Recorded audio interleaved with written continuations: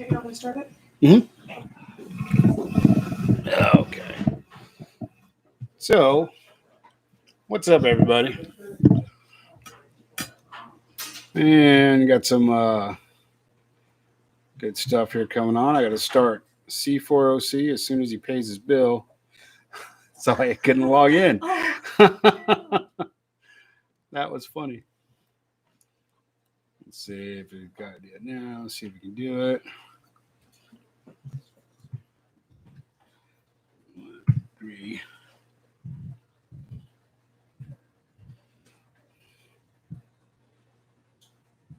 Nope, not yet. Okay, well, anyway, we'll start before we go on C4oc radio. Takes them a minute to get their stuff going. And but we'll be here. Well, I would see. Maybe we can push this out a little bit. Do that. Get you in there.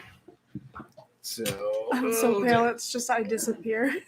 Yeah, it's all that makeup. But you're good. Anyway, so welcome to the show, guys. We're on Captain Sivo's page on Facebook, and we're also on Revolution Radio Las Vegas on YouTube. So, but I think it's probably still under Revolution Radio 2.0, which is fine. But we're here. I got a special guest. Danny Wilde will be coming on here pretty soon. I got a very special co-host tonight. We got what do you want to go by? You want to go by Cot? You want to go by just DJ for now? DJ for now? DJ. Okay. We got DJ for now. No, we got DJ for now. Not really for now. It's just, she's going to be doing some stuff with us in the near future and doing some podcasts and stuff. So that's going to be pretty interesting to see. Yeah, that will be very interesting. Yeah. So kind of excited about it. Website's coming along pretty good. That's really good. Yeah, I've seen it. It looks very nice. I like it. Oh, yeah. Are you going to keep the astronaut theme? Yeah. Yeah. It's actually going to have, on one of the sleeves, it's going to have the NASA writing. And that's going to be tight. RRLV on there. Are you going to do like the NASA logo on the front with RRLV? Yeah. Oh, you are? Yeah. That's going to be tight. And it's going to have my name on it. I can't wait. It's going to be really cool. I can't wait. Can I order one in light gray like right now? Can I pre-order? Oh, yeah. Oh, hell yeah. I want to. I will get you my credit card in 1 second. Put it on your tab. Yeah, put it on the tab. Yeah. So that's so good. So we usually have a screen down in the background, but you know what? I'm not going to worry about it tonight. It's pretty cool. We're here at the 5890 studio. Pretty cool place.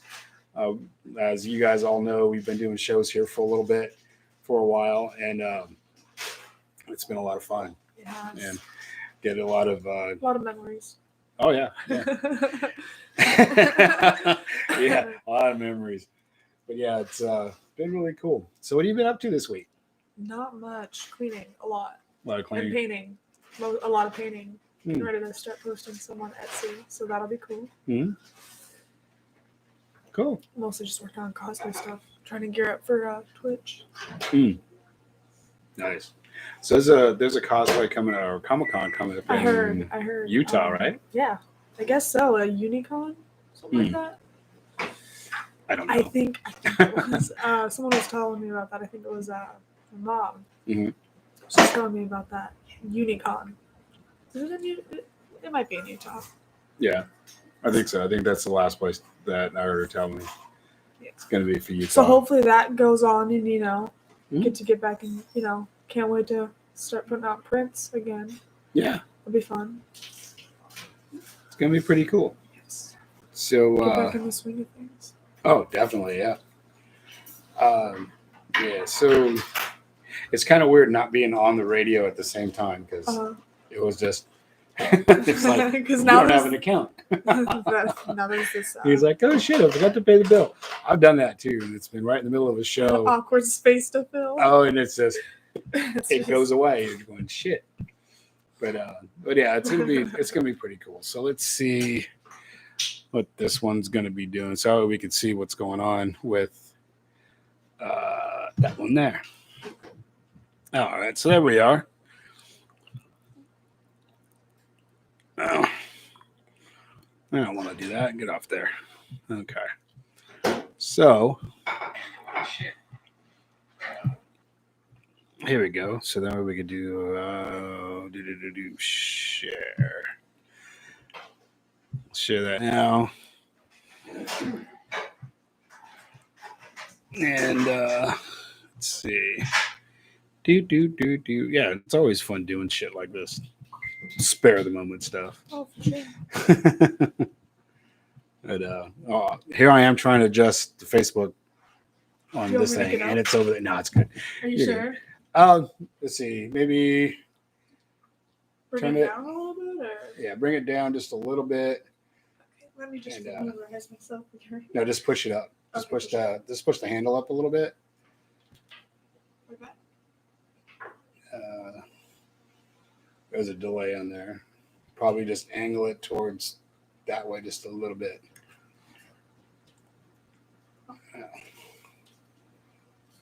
Okay. There you go. Yeah. That Okay. works. I think that works. It's less like down. Yeah. Okay. Cool. That'll work. Yeah. So that was that. And then, okay, we'll just see you in there. We'll see you in there in a minute. Yeah. So you ready, Danny? Sure. Okay. Yeah. Perfect. Get you in there. So, well, everybody, we got Danny Wilde. He does some tribute stuff, and I think he's probably written some original stuff way back when. But we're gonna have a talk with him and see what he's been up to, and where we're gonna be going. So, without further ado, welcome Danny All Wilde. right. Hey, what's going on? Good to have you. Good to be Thanks for here, having me. Hi, man. how are you, Danny? Hi, I'm good. Danny, How are you? Danny and Get in the Danny. middle. Danny and Danny. Oh yeah. You too. So what's happening? So you How you get to doing, be brother? I Sam. haven't seen you in a minute. It's been a while, man. Yeah. It's been a long time. So, It's COVID. man, COVID. tell you that sucks. That sucks bad. That's been sucking for everybody. Look, we're on YouTube. Yeah. Well, we're on Facebook Live here, Ah, look at and that. we're Yeah, on look at YouTube the there. Tape delay. Yeah. What's going on? So we got us here, and then you're out of the picture now. Yeah. Let's get over. Get you in here. Get too. over here, Bobby, baby. Oh yeah. But yeah, we got So what you been up to besides just Same as everybody else, staying man. healthy? Pretty much just trying to stay alive, and you know, there's not really any gigs out there, man. There's no bands playing. Like I've lost well over 100 shows this year. right? It's just I just got something canceled for next March. Mm, And it's just fuck, man. It's dang. brutal, man. And I like a lot of other people in this industry, I haven't seen a penny of my PUA unemployment money yet. They only get a lot. It's like $40,000. I haven't seen a dime of it. I mean, eventually I will, man, but Yeah. I'm out of cash. Aren't we all? I think we're all out of All cash, money. man. We're all That and start digging into my retirement at my advanced age. No thanks, man. Oh, no. The penalties and the interest are way too high. If I needed money, I can get a better rate from the mob and the strip and go Yeah, in my I think bank and cash down. I've been kind of trying to hold off on like, you know what? I can't. I don't want wanna- to. I don't wanna- If I I was wanna ask a 25, I favor. wouldn't care. I'd pay the juice. But fuck. No. You got to go around selling weed now, Yeah. huh? Stuff makes me go to sleep immediately, man. 5 minutes, Doritos, nap. That's it. doesn't matter what kind it is. I'm just out. Dang. Can't even smell it. It's just Dang. I think the last time I had you on the show was with Winter's Call. oh god, that was That's been a minute. 3 years ago. 3 years, yeah. It's been about No, 3 we did years. the thing at Al Bowman's. Right. We had Al Bowman's. Yeah, that was a interesting soiree. That Were was. you at that? She was there. Yeah. Right? That was Yeah. that was she highly interesting. Very. I was like, okay. Alcohol and angry spouses don't Oh yeah. work out that good together. Anyway, but yeah, it's been a while. Yeah, Winter's Call was still kind of a thing. Is it? Yeah, You guys are still kind of because I Yeah. had Jason on the show the other about a week ago. I watched. Yeah. Emma Duncan. Yeah, Emma Duncan. and I'll tell you Jeff that. His new Duncan, yeah. record's fantastic. Oh yeah. Jason's doing a lot of good stuff in the studio, man, and I love that guy. So I imagine we'll play together again at some point. Mm-hmm. We'll see what happens. I mean, it's just we had a couple shows that we were gonna do, and then this. And, who knows what's ever gonna happen? I mean, my guitar player Eden Stallman, he plays guitar in 10 of my things. Yeah, Ethan's doing pretty good. No, he's. I haven't seen him in a minute either. No, it's Fremont. He's got that crush band on Fremont Street, which Fremont's done. It's you're not gonna see a band down there until probably June. Wow. Yeah. They were telling him March, but it's gonna be June. I mean, it just is. I mean, I talk to people from Live Nation and CP3 and everybody like every day when I'm doing my agent thing. Man, no one's buying anything sizable, and it's just the only thing that's getting booked really. I mean, in this city is duos and solo shows. Man, they don't want the full thing. Even what I don't get with all of this is you and I can go to Target with 3,000 people, right? But I can't play a show where I'm 20 feet away at least from anybody else on stage, and when you put the barriers and stuff, I'm 40 feet away from the crowd that we don't interact with anyway. Because when we do the tribute show, we get there, we do sound check way early in the day, like 2:00, and we go to the hotel and go back and have dinner and stuff. And then we come back 20 minutes before showtime, come in, green room, change, get ready, go up, play, and go back to the hotel. I mean, it's rare that we even do a meet and greet. If it is, it's like for 5 minutes. Oh yeah, we're just gone, man. So it's not we're spreading, and they can figure something out with the people that go that same crowd of people can go to Walmart or Target and there's no issue, but they can't go they can't go see a show. Right. Yeah. I think the people that are in power, whatever that's supposed to mean these days, they're making things up as they go, man. They're guessing. Yeah. So I don't know, man. I just don't know. No. Eden and I are doing our duo. We're at the Hub Saturday.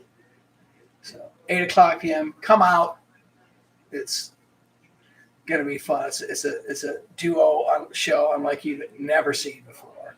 It's we put a lot of work into it, which for us is 17 cocktails and hey, let's do this. Right. now it's real good. There's a lot of neat stuff that you're not gonna see. It's very visual for two old guys sitting on stools just picking and grinning. Yeah. And, Ethan's amazing. No, he's an amazing, dude. Fantastic guitar player. One of my best friends. Great dude. He's total pro, man. That guy shows up prepared. He knows what's going on. Plays a show right. Sings great. And just that's my boy. Yeah. And I did that Producer's Choice Awards party Friday. That was perhaps kind of like a normal America. It was that place, Phoenix, super nice place. It looks like it's still kind of new. Mm-hmm. It was like a amalgamation of like every Midwest sports bar I played when I was a kid. When I was doing bars and stuff, it was nice. The food was good. People were nice. There were a couple hundred people there. Really? Yeah. People that wanted to wear a mask did. People that didn't. Mm. But it was fun. I didn't get COVID again. But it was fun. It was Troy Patrick Farrell from White Line played drums on that show. It was kind of a three-man crunch. I just played guitar for everybody. We just we didn't rehearse. We just 15 songs do you know? Okay, those will work. Right. And had an absolute blast. Eden and I are going to play back out there. I want to thank Brian Scott for having us all and Al for putting that thing out. It was a blast. And to the other bands that were there, awesome. Well, we were supposed to do a broadcast Saturday for the car show. Oh, right on. But all that got canceled. Yeah, everything all screwed up on that. And it was kind of an odd thing. Yeah, it was very odd. It was. She was going to go with me and kind of help me out and help do some interviews and stuff too. So kind of bringing her into the radio fold. Don't do a little bit. I have a radio show on a different thing, man. Don't do it. I've been doing radio for a long time. Oh, yeah. Don't run. Just run. Yeah. Run. It's a lot of work. It's easy once you to start do getting stuff. sponsors, though, man, it's just That's what I'm working on. I'm working on trying to get some of those sponsors going. I'll hook you up with some stuff when we are doing this. Cool. I'm turning out some things we can make a little bit of money aside. That'll work. Yeah. That'll Sponsors work. are great. I got a few of them. Nice. But Yeah. So let's kind of go back a little bit. all right. Kind of go back. How far back you want to go? In the beginning. Where were you on? Where were you in 1987? Where was that in 1987? Go in the Wayback Machine. I was now. on tour. David Geffen had me out. I had a development deal with Geffen, and I was he had me out with everybody, and I was everybody's opening act, man. Just from Billy Squire, Ariel, whoever was there. Wow. You know, I miss the 80s. 80s were Beatles. What's the Beatles? I know who the Beatles are. You do. I do. All right, pop quiz. Name 3 Beatles. John Lennon. What's this? Come on, you're doing good. Name everybody in One Direction. Yeah, I don't actually know that one. In Sync. Don't know that one either. I know the music. I don't memorize band members. Yeah, I don't either. So, sad to say, I don't either. Right. But I know who the Beatles I turned the radio off in like 1993 when they just started. It just kind of American radio just kind of went to crap, man. Yeah. And we don't get to hear any of the great stuff that there's. I mean, as you know, there's so much great music out there that we don't get. Let's go. Here's Katy Perry. Right. Fuck you. Oh yeah. I mean I've tried to bring I've tried to bring bands over here on tours that have sold 100 million records that no one's heard of. These guys are like they're Iron Maiden big. They'll sell out a soccer stadium. They'll sell out the Gobi fucking desert. And Corey Coker wouldn't buy him a van for free on a Tuesday. Who was man? These guys sold 100 million records. I'm not gonna say who it is, but they're a very famous band. I'm not slighting Corey at all. I love her dearly, but the people. I'm just using her for an example. But people won't buy the stuff, and even though I'm sure it will sell. Yeah. Oh yeah. Well, because they're afraid it's not going to. Yeah. Who? What? Yeah. This morning I had a band from. I mean, guy popped on my show and he goes, "Hey, I got a band called what's it called, Viking Queen." Right. Good band. He goes, "Yeah, can you play this music?" And I went, "Sure, but I don't have any of your stuff here." And then he goes, "You look in your email." I'm like, "Oh, you're saying, dude, just give me a minute." Yeah. I was right in the middle of one of my talks, and so I was like, "Oh shit, I'll get it." But it was pretty good. What do you liking that's out there that's new? That's new. Let's see. Cure the Curse has some new stuff out. Baker's Dozen's got some good stuff. A lot of good local stuff. Yeah, some local stuff. There's as far as big name bands, a lot of the local bands are starting to get a little traction. Man, this hit. I mean, Baker's Dozen was getting ready to go on tour. Yeah. Pavement Entertainment was getting ready to put them on tour. They need to be out there. Man. Yeah, and this shit hit, and everything came to a screeching halt. Nothing, man. Every day after that was just Live Nation or AEG. Hey, man, just dates canceled. Then local and regional agents. Right. Hey, man, they're scrapping this or scrapping this. Tantric just got done with I think 10 dates. Yeah, I think, and that's all they packed. Yeah. All those national acts are going out for a quarter of what they charge us to go out. Oh yeah, and you can't. So even if they go out, they're still losing money. Oh yeah. Oh, IDSFA has some new stuff coming out pretty soon. I haven't seen those guys in a while, man. Right? Yeah. Well, we had a Halloween party here, and so we had them and Cure the Curse. Oh, sweet. And really, I mean, it came out really well. It came out pretty good. But yeah, I mean, like I said, there's as far as big name bands for new stuff goes. I got into Volbeat for a little bit. Those guys got a really good sound. I mean, the guys got a cross between Johnny Cash and Elvis Presley, and that's his voice. Yeah, but it works. It just works out pretty good. Breaking Benjamin, they got some new stuff out now. Good dudes. And so it's been really good. We got Paul from IDS over here at the house too, and probably I haven't seen him in a while, man. Yeah, but I haven't seen anybody in a while. Right. I mean, it's a time I really get to see anybody is if I get them to come out here on the show. It's, when I do run into somebody, it's like, dude, Oh I haven't seen you in 100 years. It's just you can't go anywhere and you can't do anything, man. Right. So what really? But you can't come to Pro. Right. You can't come there on Saturday. We're stuff for 8. Be there. That's the hub, right? The hub. Yeah. Little tiny place holds about 70 people. So you might want to get there early. Yeah. Because we're just pandering to all of our friends and people we don't even know that good. Yeah. Right. Yeah. So, and going in the Wayback Machine, How far back? what got you started singing? Singing? Because you're an amazing singer. Oh, thanks. Dude, I mean, I've never seen a dude belt out Barracuda like this guy. Stop. No, I'm serious. And I'm not saying that because you're here. I started playing violin when I was 3. Really? And I could always sing. And so I was in church choir and all that stuff. And then one of my Detroit idols kind of got me into the music business, and kind of went from there, man. The first rock band that I saw was Grand Funk Railroad. Really? Sweet. Sorry. Wow. No, Grand Funk Railroad. That's The band, I love it was an Mark outdoor Rooney. thing. yeah. Poor Danny's A going. place called Sherwood Forest. That's long gone. It was them and a band called Vendetta that had one album out, and it was a cool band. I was like, cool. Then my cousin Tommy took me to see Led Zeppelin and Kiss in the same week, and I'm doing that. Yeah.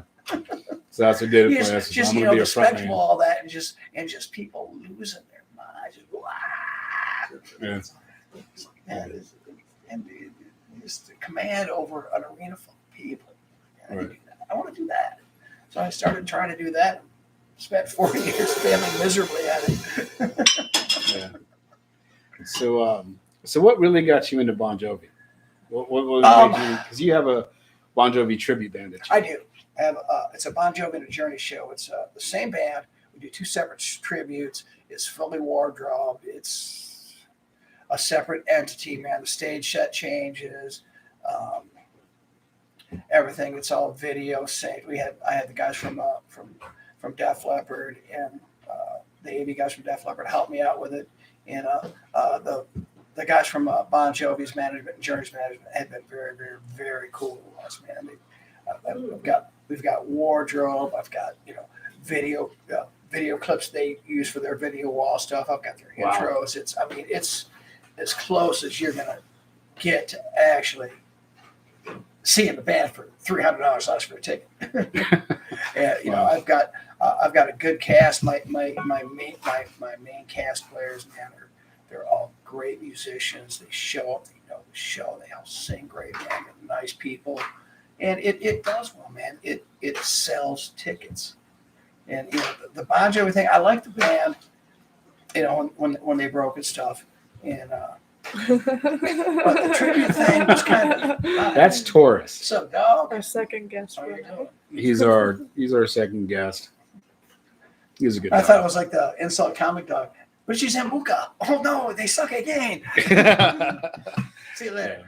But no, That dog is really cool. It came down like, man, it was just I had an overblown cover band that was doing good, and I'm like, man, when we played Journey, those stuff, goddamn band. Let's do that. So we did, and it through a lot of hard work over the years. Over 20 years. It's my 20th year having the show. Wow. It's we got to give some people something they want to see. It makes basically anybody play a song hard. It's the rest of it, man, and the tribute band market is so flooded, and percent of it's crap, man. There's people are just doing it wrong.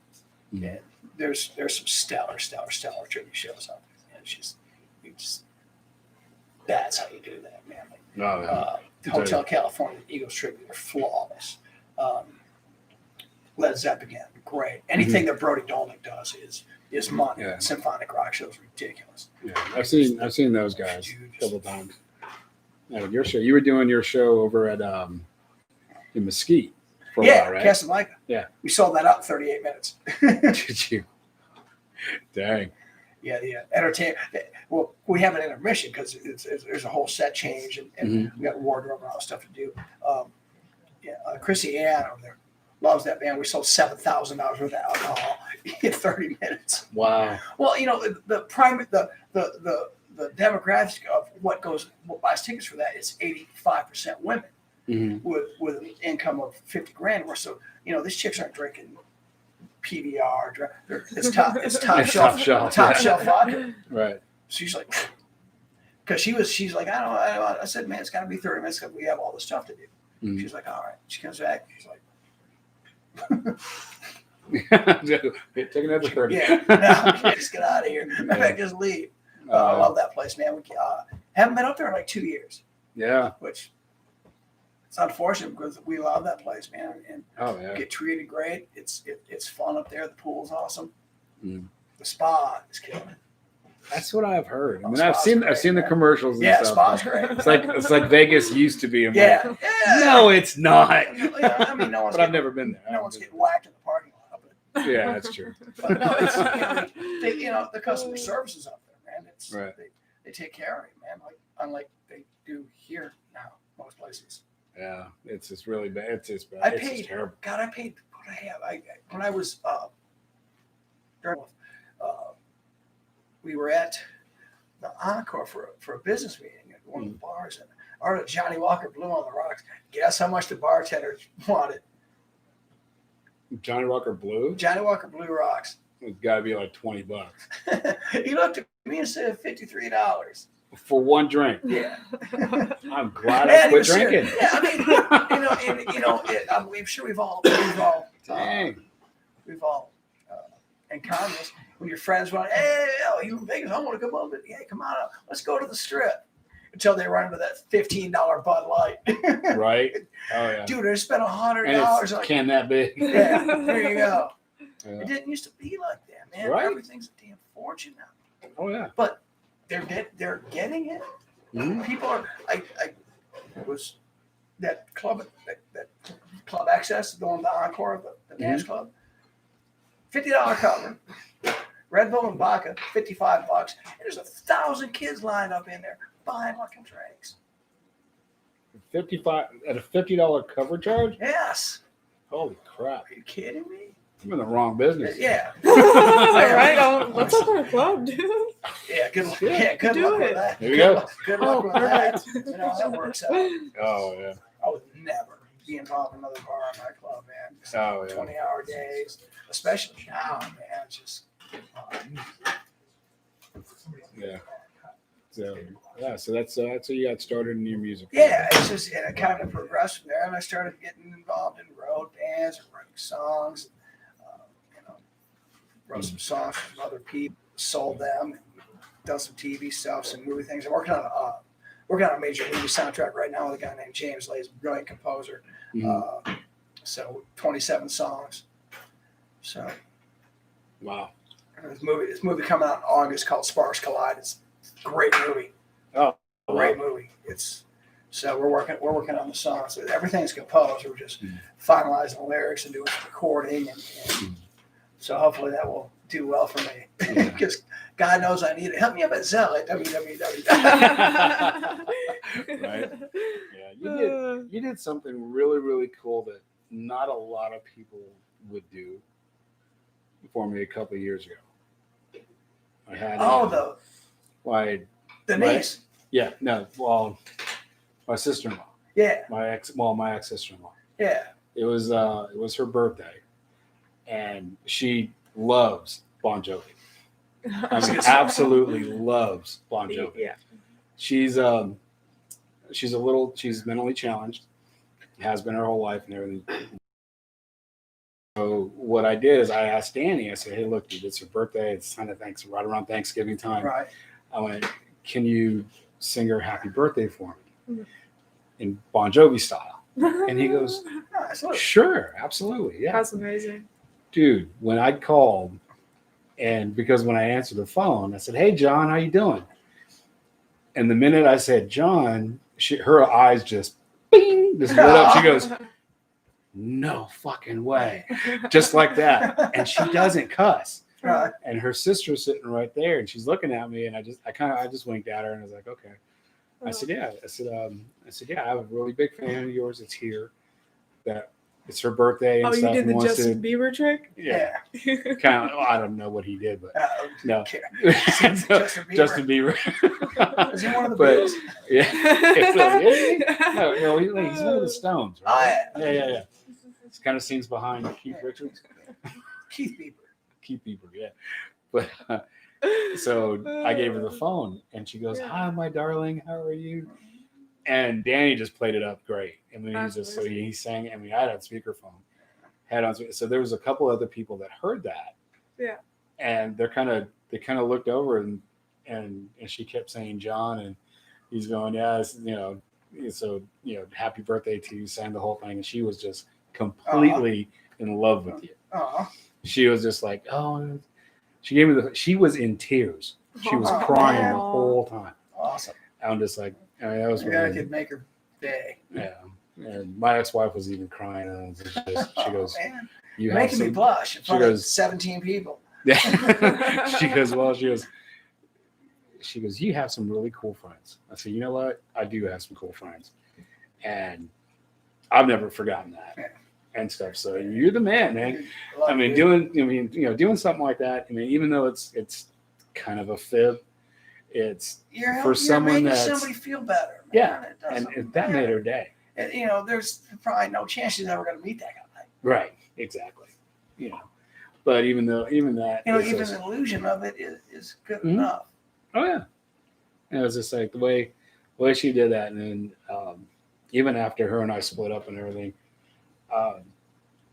She sent me a message, and she goes, you know what? Because it was her birthday, the year before last, when she was still talking to me. she goes, my sister still remembers that, and she keeps wondering if he's going to call back again every year for her birthday. We'll have to do it again. And I'm like, we'll have to do it again next year, whenever her birthday rolls around. I don't know her number. But social media is not that hard to track down, man. You can find out anything about anybody you want to these days. Pretty much, yeah. But that was, that was really cool. Right. What you did for me and everything. I was man, never forgot. No worries, man. I love you, brother. Anything you ever want or need, I'll give you a call. So anyway, so what's going on with me now? I've got 18 bands going. I have my solo show. Find it on Facebook. Like the damn page. Come see me play. You'll love it. It's almost cool. Basically, I sit there and play songs that you want to hear. Actually, you were one of my first remote shows that I did when you were playing at that Mexican restaurant.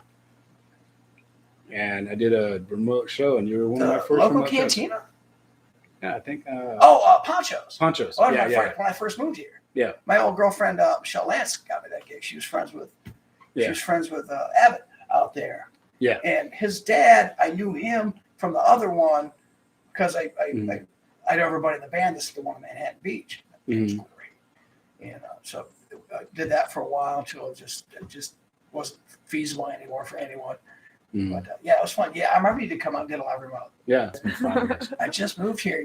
When I did, it's almost 6 now. When I moved here, man, I was just when I came. I lived in New Orleans for a long time, and I knew a lot of people here before I got here. So, like when I got here, like the day I got here, I headline found. Right.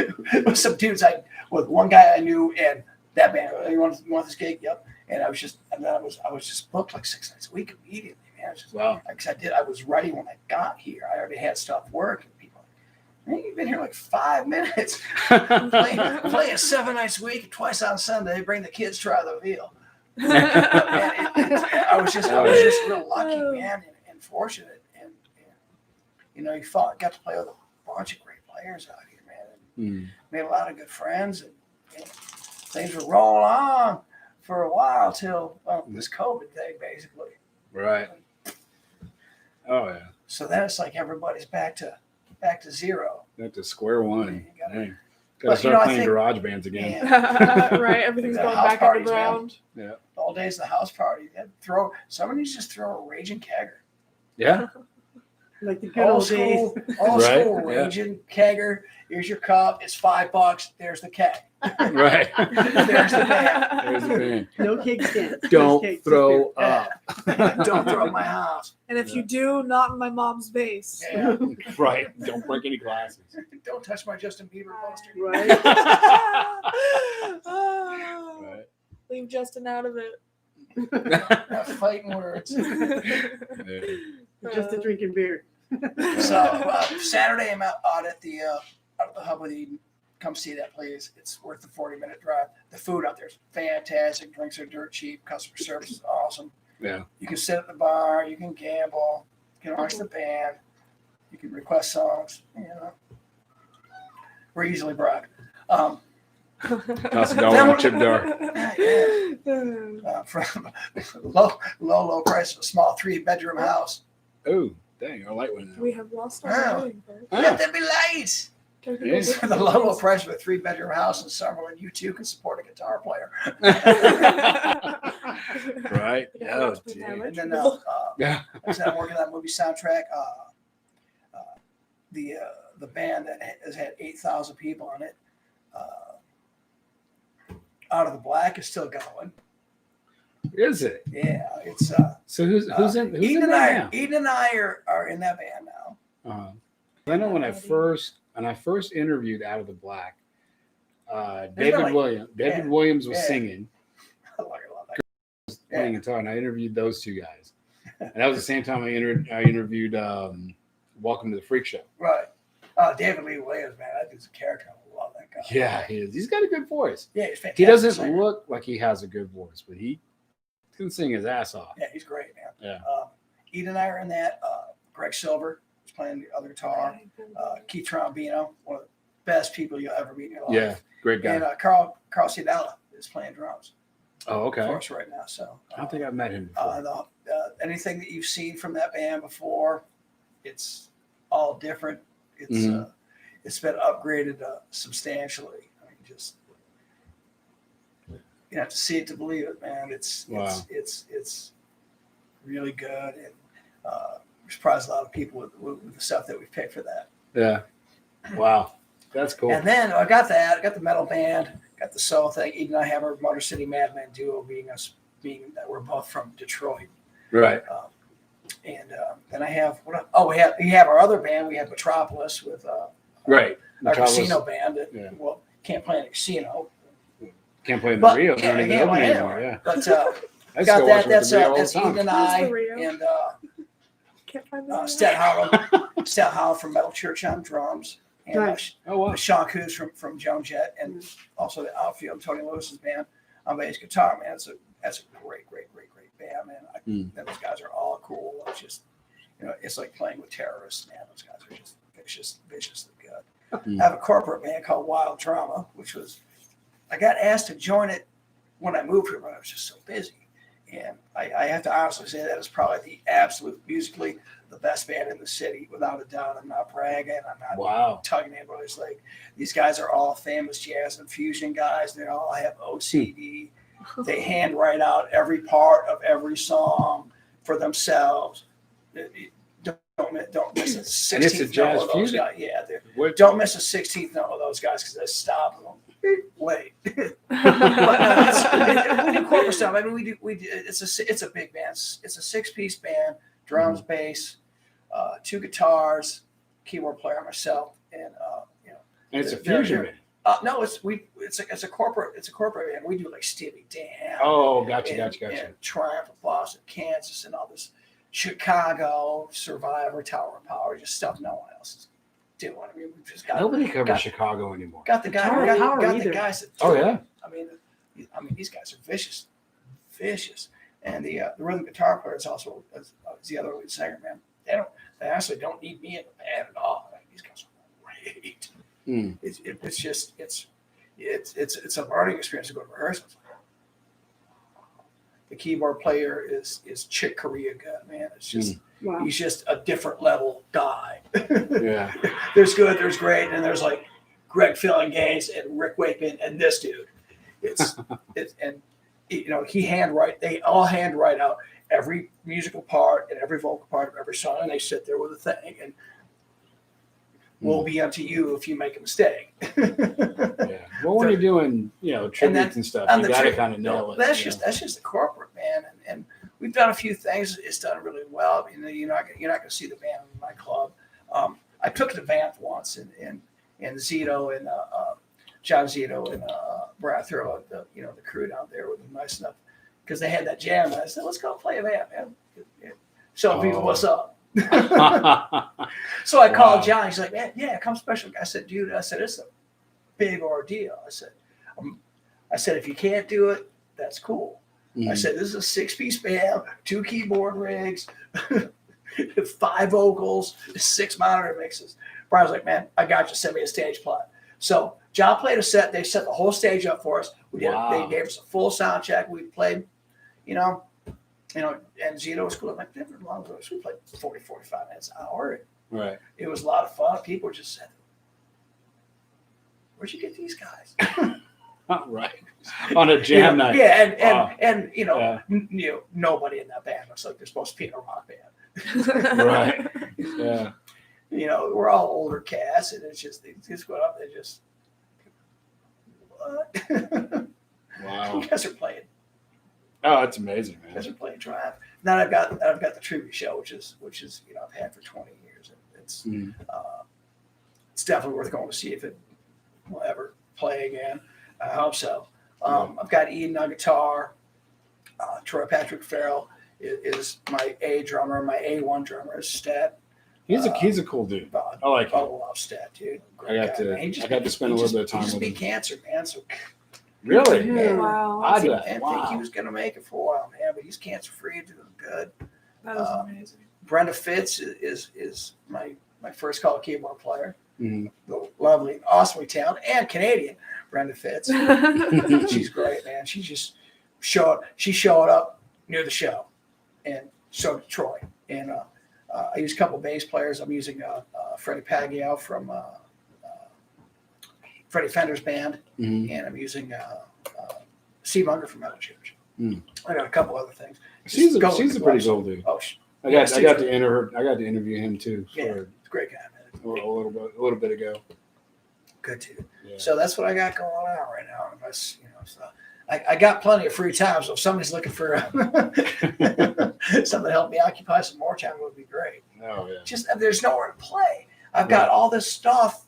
Like everybody, there's nowhere to play. Yeah. There's nowhere to play. Nowhere. I mean, there's some states, but even the ones that are open, the capacity limit. So I can't. A venue can't justify flying me out to Missouri or Florida or wherever when instead of selling 1,000 tickets, they can only sell 200. Right. Because of the spacing and the distancing. They're not going to make any money. I'm not going to make any money. I can't pay my guys what. Mm-hmm. They need to get paid to do something like that. It's just it's not conducive for anybody, man. So I don't know. Hopefully this will all right itself. Right. So I don't know what a lot of people are doing now. A lot of people are doing these live streams. Yeah, I mean, and then they're doing pay-per-view on the live stream. I did a couple, and it just they are. I've seen them. Yeah, I did a couple. It was just weird for me. Just not the same. Right. No, it's not. It's just not that the vibe's not there, and it's just no. Yeah, it's not there. Yeah. No, I mean. Oh yeah, I think the first one to do it was Adelita's what? Yeah. They were the first ones that came out with. Yeah. We're doing this, Facebook live stream, and it's pay-per-view, and it's a great idea. I just never did the pay-per-view. I just did the thing, and if you want to throw some money in the bucket, right? That interaction wasn't there, and you have to stop and look at the screen all the time, and see who wants what, and there's no one there to look at, and no one there to talk to, and I'm not going to type, so I got a guitar and a piano in my hand. Right. It was just a weird vibe, man. I mean, I get the point of it, trying to share some music with people because everyone's stuck home, man. But it gets hard to keep up Just on not my live thing. streams, though. Keep Yeah. up with the it's comments. just not my It thing. does. You got to actually have somebody watching it for you. Yeah. And answering for you as you're doing your thing, and it's kind of maybe get a bug in your ear or something. I did that when I first started DJing on FUBAR, Right. the chat would go so fast I couldn't keep up with it. Yep. Because there's like 100 people in this chat room, Right. and you're playing songs and you're trying to play requests, and they're in capital letters, Right. and you can't catch all of them. No. So I had somebody actually watching it for me and instant messaging me. Right. This person wants this. This person wants this. So the chat was Right. coming up, and I just put the songs into that. And so then when I talked, I said, okay, well, I got requests from, this person want this song, especially if it was multiple people wanting the Right. same song. I got 5 people wanting, Whatever. whatever. And it was just like, okay, you guys, your song's up next, and Right. your song's up next. And that's how I got up with it. I kept up with it that way. And there was people that were going, how do you keep up? I'm like, I have help. I am the I don't. smartest man He does. alive. no, I got 2 people. I got 2 or 3 people that were sitting there. I had one place, I should have. That's He was what, doing that's a when you throw in contest. those Casey Kasem tirades. right? Goddamn death dedication. Oh I want yeah. a concerted effort. I'm gonna kick Really? somebody's ass around this joint. Oh yeah. I had it was a DJ contest that they had. I entered it, and we had 15 minutes Right. to see how many requests we got, Right. and how many songs we got to put on Right. or say in that 15 Right. minutes. I had like 52 requests. I didn't get all 52 songs in there, Right. but I announced the 52 songs. Right. And so Right on. these people are this, blah, blah, blah, blah. And it was like, how'd you do that? So I had 5 people watching the chat room, Yeah. and that were messaging me who was doing what. He goes, Right. oh, so you didn't do it. I said, no, I have help. Yeah. That's what I did. They Smarter, went not like, harder, they went, okay, well, they went into their rules and go, okay, is it just you? Is it just the one person, or can they have help? And they said, they didn't I'll decipher program anything. I'm you. just like, oh, I got it in there. So there you go. Play stands is called. I went. Yeah. So it's just I don't know. Try to still make a living. Hopefully, I'm supposed to get my PUA money tomorrow. Oh, that'd be good. That's what I said. I will believe it long after it's deposited, because, well, I mean, everybody's dealing, especially in this industry here. It's Mhm. just Oh yeah. I've been paid 38 weeks. Yeah. 38 weeks. Yeah, it's been a minute. Yeah, I had Mary Aiden on. She's saying the same thing. She hasn't got him. Yeah, she hasn't got him money. Yeah. A lot of people, people that we know that make a very good living here playing music, have lost their houses and their cars, and have had to move in their. I have rock star friends of mine that have moved away, that had to move in with their parents. Yeah. Oh yeah. Because they take your auto away, they take your livelihood away. I mean, I guess it's different if you do a part time and say you do whatever in the daytime, and that's your income. For these guys, that's what they do. Plus, the stage hands, AV Oh, yeah. guys. That's Oh, what yeah. you do. Yeah, it's not just the band members. It's a whole industry. Oh yeah. Yeah. And you can't. Yeah. What am I going to do at 50? You can say it. You can say it. 5. Yeah. We're the But, same age. no one's gonna, no company's gonna hire me. Right. They're 55, and well, you're overly educated, and Mhm. as soon as the phone rings, you're gone. They know somebody like that's not going to stay there. Why as a business would you invest the time and effort into getting somebody up to speed with whatever job it is? Mhm. When as soon as this is Live Nation, I have a string of dates for you. Like, not coming to work today. Yeah. Right. I'm gone. And Oh, yeah. I don't think I could do that to somebody, man. Right. So, see what happens. So I know you brought your guitar. With I you. did. And That it was really cool. could, That and it was could really stay cool. right over there. Oh, come on. You're not gonna play anything? No, man.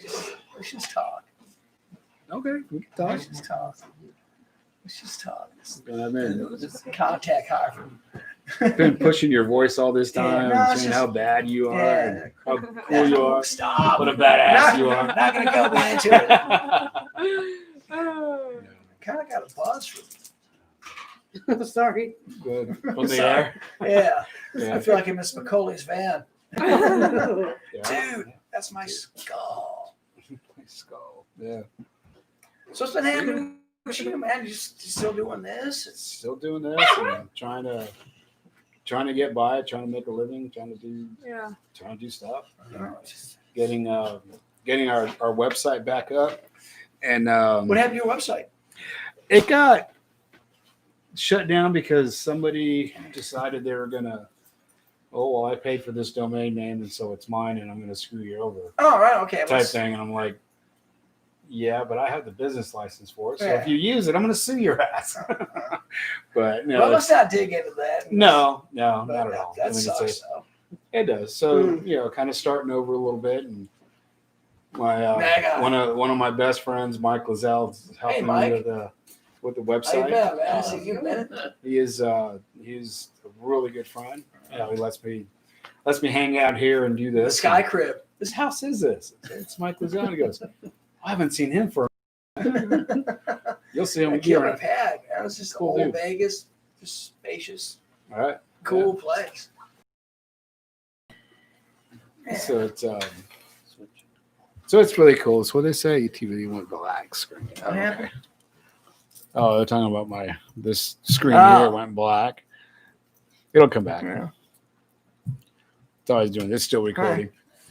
But yeah. So it's been just day by day, just Man, doing here and there. I mean, I don't know how all these people are doing it, man. It's rough, man. I mean, not even in this industry, but everywhere. Yeah. I mean, you look on social media, like those, the unemployment threats. People are getting thrown out of their houses or sleeping in their cars, man. I'm almost there. Yeah, But that far, man. I mean, I've been getting some side work from Danny and Alice Goldstein, and so yeah, they've been basically keeping me alive. wow, So well, that's good. thanks to them, I love you both dearly, and my landlord's been very, very, very cool. Yeah, I mean, eventually everything will right itself, man. But just kind of lucked out in that respect. It's good to have friends, man. But man, I just see so many sad stories of. Oh yeah, I don't know where I'd be without my friends. I got Danny is a really good friend, and her mom Dana, and Paul, Mike, Adam. I got some really really good friends that really care. Yeah. And it's Hey, we're all getting screwed together, man. It ain't the fun kind. yeah. Stand in line. Yeah. There's no reach arounds on that. No. It's not even, hey, how you doing? Come by a cocktail. You can get kissed. Sorry. Dinner and flowers, just no. Yeah. You get nothing. So Danny, what kind of you have anything? Danny, do you have anything for Danny? Do I have any, Danny? Yeah. I don't know. Because you asked the first question way back on what you were doing in '87. Oh yeah, in '87. Yeah. I don't know. Where are you going from here? Probably back to my house. Oh, Actually, I gotta stop at the grocery store. Actually, I gotta stop at the grocery store. You can still go I to am. solos or Yeah, I'm playing my duo Saturday, and then that's like the only thing that I have booked right now is that. So.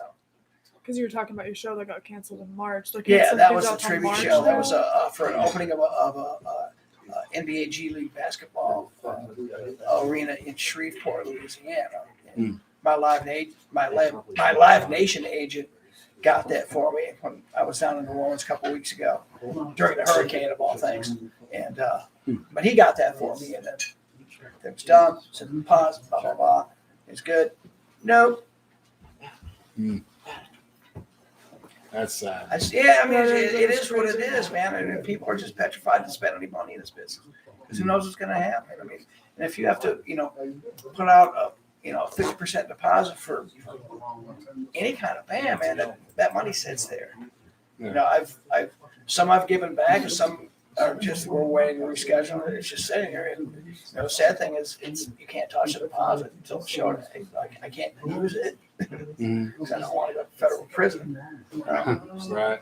But people are scared to put that money out, man. Like, one of my friends used to work for me in New Orleans. She bought the East End in Henderson. Great place, man. She's currently remodeled it to a music venue. And she owns another restaurant in town. But she was telling me the whole time that they've been closed, she has 20 machines. They gaming commission is charging them $50 a day, machine open, closed, on, off, whatever. Mhm. $7,000 a week she's paying. So all these small businesses, and all these neighborhood places, all these mom and pop joints are just getting shafted when you go to Caesar. Mm. I think when they open this back up, they should shut all the major things and just next time they do a shutdown, shut down the big box stores, man. Let the little guy have some. Right. Or if they do open stuff, man, go spend your money, spend that extra dollar or whatever for whatever they should buy, man. And all business owners, because they're the ones that got affected. But this didn't bother Walmart at all. Oh, not at all. They probably Yeah. just banked. Oh yeah. They just. Man, I probably wish just- I bought stocks from Walmart. No doubt. Amazon. Amazon Prime. Yeah. But the small guys make a big difference though too. Yeah, I mean it's Local networking is amazing. now. absolutely. Yeah. I believe in that. Oh, yeah. Gotta support small 100%. creators. Oh, definitely. I'd rather give my money to mom and pop store than Yeah, Yeah, absolutely. exactly. If I gotta pay a couple dollars more, so be it. Oh yeah. Oh yeah, for sure. Yeah, I do. You know, like I'll go to Costco just for my shopping for the month. Uh-huh. I think I'm to catch up. Yeah, but everything else is all. Yeah, I'll go small with everything else. Just for the edamame. Oh yeah, Yeah. just the edamame Just edamame. and the imitation crab. Yeah. there you go. And the caramel popcorn cheese. Oh, that's Caramel Yeah. cheese popcorn. Oh, and the Speaking of chocolates from around the Yeah. world. Yeah, and the chocolates. Yeah. Yeah. Speaking of caramel, Lay's has a new potato chip. Yep. Really? Yeah, Yep. it's crack. You could make $1 billion. It's on crack. You can make a Boulder. You can make $1 billion on Boulder Highway with it. Oh wow. Salted caramel potato chips. Oh wow. That was. Don't do it. But you know what? I can't. I don't have any room to talk because I love the cappuccino ones they came out with. Yeah, it's, Do you remember those? Yeah. They had the wasabi and then they had cappuccino. Yeah. I love them. I bought them. I bought them at the so store. good. I gotta try these, man. I can't wait. I sat in the Walmart parking lot and ate the entire bag. It's like going on McDonald's, you can't not Yeah. get fried, right? Especially Yeah. the McRibs bag. What? Oh yeah. What's The in the McRib? It doesn't it's matter. processed. It doesn't matter. It's a mold. They mold Yeah, it doesn't in there. matter. It's all Squish them. No, Make it you look like a don't rib. ask. Don't ask. Don't It's tell. better not to The know. McRibs are awesome. Just But do they're it the way great. you can. Oh yeah. So one good thing McDonald's has got. Right. Oh, the Don't- Shamrock Shake is good too. You gotta. I remember the Shamrock when it first came out. Yeah. Way Yeah, before. Oh yeah. When we were kids. Yeah. Yep, when we were kids. Oh, We were kids. someone dinosaur. No, Yeah. So yeah. Just Us old before. people. Just before Christ died. Oh, okay, got So you. It's like, can I get a Shamrock Shake? Shamrock Shake. Thing is, we drank it.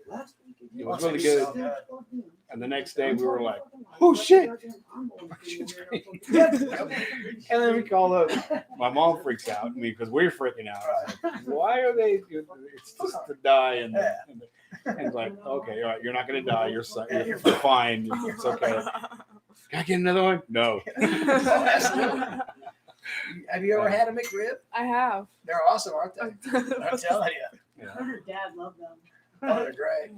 Yeah. Make rib and a Shamrock Shake. Oh yeah, that's how you start the day. And, Oh, yeah? You know, even the fast food places are so expensive now, man. You can go sit down and eat McDonald's for You 3 go- meals. Yep, it came Look back. at that. But yeah, Yeah. I'm just like, And Roberto's is way better. Oh, Yeah. we went to Seattle for a Comic-Con. Jack in the Box. Just a quick thing before we went to our Airbnb Yeah. Yeah.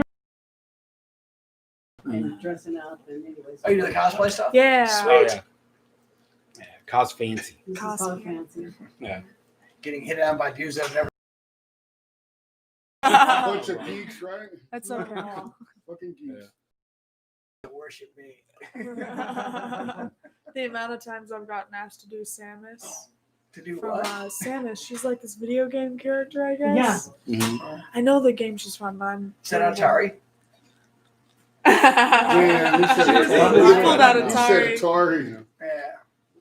Poor Or guy. not Samus, Diva from Overwatch. That was the one. She's the one with Oh, the okay. brown hair. The amount of times. I'm way lost in this Yeah. one. Yeah, Yeah. me Yeah. Atari. Okay. porn, and She tell does. stories. She does a real right The thing I in do. television Yeah. with the buttons. Yeah. Pong. Pong. Right? Oh. Yeah, You hit this one as hockey, but it's the same game. it's the same. It's tennis. But it was the greatest thing. And they were forcing me. I remember we got the old man got us Atari when they came out, Mhm. and they were like $500 in or something Oh, yeah. ridiculous. It was the coolest fucking thing ever. Oh yeah. And now you look at that, and then you look at Xbox How far it's One come. X. Oh no, Xbox. like There's you a watch PS5 the man. now. PS5. Oh my god. You watch a Madden football game. It's like watching a football game. We're gonna go football game. Yeah. But yeah, she does a mean Harley Quinn. Yeah. Sweet.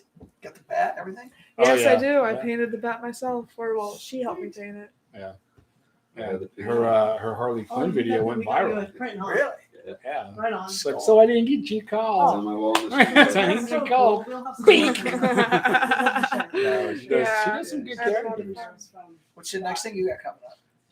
I'm getting ready to do Mary Jane from Spider-Man. Right on. Daenerys from Game of Thrones. Right on. It's gonna be fun. Some more anime characters, hopefully. April, Cool. Yeah, she is a very talented young lady.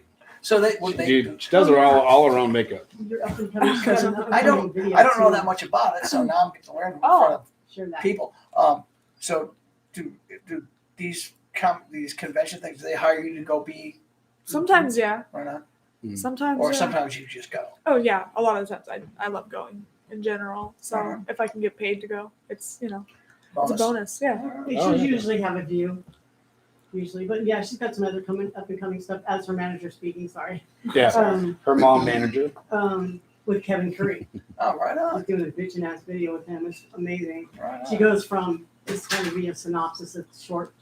She goes Shouldn't from be saying this all day. that's what he said I could. So So, it's going from a little innocent like Mormon to this trash metal playing on a guitar kind of transition. It's really cool. Anyway, that's all I can tell you. Yeah. So And you know Kevin Curry, right? yeah, From Forget to Remember. Yeah. Yeah. he's doing Cool, cool, dude. It was I haven't actually seen really Kevin in funny. a while. I've seen Yeah. He's doing good. anybody in a while. I haven't seen him in a while. She was telling me about it. She goes, yeah. She showed me a picture of him in a ball cap, and I'm like, he kind of looks familiar. Then I went to his website, Oh and yeah, I I went, know that. oh dude. yeah, I yeah, know okay, that all right, dude. yeah, I know him. He probably doesn't remember me, but it's all good. It's all right. Yeah, I haven't seen anybody, man. There's nowhere to play, nothing to do. Yeah. Nothing to do. But kind of back to what we were saying, we were in Seattle and we Mhm. went over to our Airbnb, and there's expensive, whatever. Mhm. But the food, we went through Jack in the Box. Their tacos were like 2 for $1. Right. They were like, I forget, but I got a bill of like, Ridiculous. how did we eat for like $23 and it was just you and I? It was just a quick snack because we're going out to dinner that night. Well, they anyway. did that whole thing with at c4oc in Washington where they minimum wage $15. Mhm. Yeah. We went into a coffee shop down in one of the districts and we're like, oh my gosh. She's like, oh yeah. We were talking Money's about gotta come from somewhere. She's like, yeah, $15 is minimum wage. And I'm like, wow. And they That had coffee was so 98% good though. It was business- so worth and they had, it. and they had Money 98% business failure. You know, Oh, getting yeah. kangaroo And all the meat, fast that's food not places real that meat. we used to work with when we were kids, I they're got now sick of that. automated and they have a Really? kiosk and they No have shit. things that make the food and Uh-huh. that's it. That's Oh, yeah. wild. You know, That's wild. no one deserves MBA money for making bad choices. No. No. You know, I'm not harshing anybody that has to take a job there. I mean, I've done it, but if you're not a franchisee and you're over 20 and that's your primary career source of income, you're not a manager. Would you like fries with that, sir? Welcome to Good Burger, home with a good burger. Right. Welcome to Oh, Good yeah. Burger. There's, You there's can't just, beat there's just Ivers other there, stuff out there. Oh, man, you Ivers can is do. amazing. Have you been to Ivers there? To where? To Ivers, What is that? the seafood restaurant Ivers. There's Where? a lot of them there. Where is In that? Seattle. I've been to Seattle twice and I Oh, haven't okay. seen any of the city at all. Oh, okay. Hmm. No, we just made a Play- special trip because we were I've staying. been there a couple of times. I've been to Seattle a couple of times. I ran a couple of boats out of there. The wharf was amazing. Right. Fishing wharf was amazing. You just go up and down the things. It's like their seafood tacos are like to die for. Yes, that's right. Best anywhere. Here you go. Here you go. Chop it up. Yeah. but How old it's, is this? About 3 seconds. 3 seconds old. Yeah. It's still Fresh out of the I water. know, boy. So I like roar. I was like, we don't hear. Yeah. Fish is still blinking at Yeah. you. I was just swimming. Oh, yeah. How is it? I was just swimming. Now I'm gumbo. That's good. Oh, really? I miss some Louisiana gumbo. I miss some Louisiana crawfish. Oh, dude, good gumbo. That's good Oh, stuff man. right there. Can't get it. Can't My get it chicken make here. it. My chicken make it. Remember, Dad, they from Houma, Louisiana. Oh, right on. So, Houma? so Yeah. yeah. So basically, like this dude's like country boy. Yeah. You know, like he's one of the first family members to be rescued off the slave plantation. Right on. That's how country. You know, rest in peace. But that's how country. Right But on. basically, he makes the gumbo with the sausage, Yeah. the Mhm. crab, Yep. the shrimp, Yeah. basically everything. And it's just changed your life good. Yeah, dude. Oh, He lets yeah. it marinate. He marinates it. Let it It's like sit. take a bite Yeah. and you're going home. Fire! Like, oh my God, you die for it. You can't These get it turkeys. Same Soul Oh, way. yeah. Kitchen's the closest. Yeah. There's nothing. Oh. There's nothing even Those guys remotely are close. down there. Yeah, it's not even. It sucks. Well, you can't find places like that around here. It's No. not gonna happen. The Soul Kitchen, Charleston's really, really close. Soul man. Kitchen. Those guys are from the Delta, man, so they know what they're doing with the catfish and stuff. See, But okay. man, that's- most of these people can't make red beans and rice even. Mm-mm. Stop. We're not talking about like like what is that?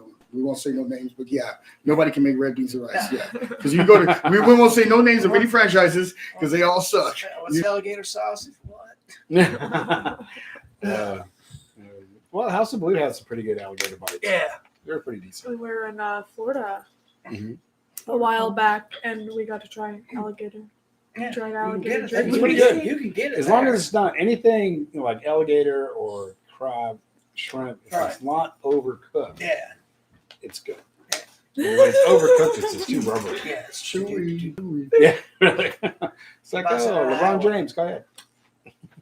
But, oh man, yeah, this is actually, man, it's been too long since I we know. just got to hang out and talk and Yeah. just bullshit Great, around. man. Man. Thanks for having me. Where's this guitar? Yeah.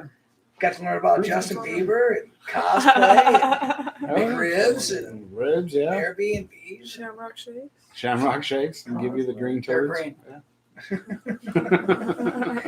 That's just and it. the other two They're Beatles. green. And the other two Beatles, George and Paul Joel Jr. George John was Paul it George Ringo. John Paul and Ringo. Yeah. Ringo. Ringo. Ringo was his name on. Hey, Ringo. He was the drummer. He was. I think Adam knew him personally. I'm kidding. I'm just You joking. never Edit that know. out. Huh? Yeah. Cut the camera. Good on that one. So you want to take one?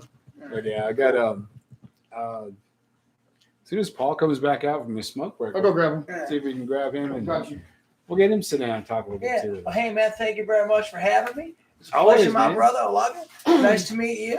And nice to meet your manager / mom, who's off camera. Who's off camera. Oh yeah. See you guys Always been really Saturday. Come out. Oh, definitely. Come. Wait, Get what are you there. playing Saturday one more The time? Hub The hub. in the lovely confines of Pahrump, Nevada. Come on down. 8 o'clock. Me and Eden Stallman from Bob Seger's band. We're going to play, well, a bunch of songs. You're probably going to like it. It's going to Yeah. be fun. See you guys next time. Peace. Later. Thank you, man. Appreciate you. Woo. Clap, clap, clap, clap, clap, clap, clap. Oh, yeah. We gotta chime in the new Cool crew. the new I gotta get recordings of oh yeah. Danny. Start. Danny, Yeah. your phone. Oh, yeah. The thing that never rings. If it does, it's just my agent. It's just bad news. Oh yeah. Well, Here's what's coming up next, guys, we got Paul from 2023 IDSFA. canceled. Gonna stop by and I gotta give him something too. So come on in, Paul. How you doing, man? Jennifer, Slide through. welcome to the show. it going, Appreciate guys? you, brother. Just telling you. Love you too. Glad to have you back. Good to be here. Puppies. Oh yeah. And so I don't forget. I got something for you. Well, actually, for your wife. Yeah. It's I've had it in my closet for 2 years. 2 years. 2 years. Oh. She had it for a whole, what was That's from the that, heart. like 35 minutes? Yeah, and Chris took it away from her. That's cool. Right on. And it has naughty and nice on it. So Fuck yeah, With that's what I dual-sided see. eyes. I was gonna wear it, but I was like, you know what? I'm gonna give it to Paul. Let him do that. Yeah, it's But, a good that way she thing. knows that she has it back. Yes. So when she wakes up at midnight, you can go. Here you Nice. go. Oh, she's already at work now. Oh, is she? Oh, yeah.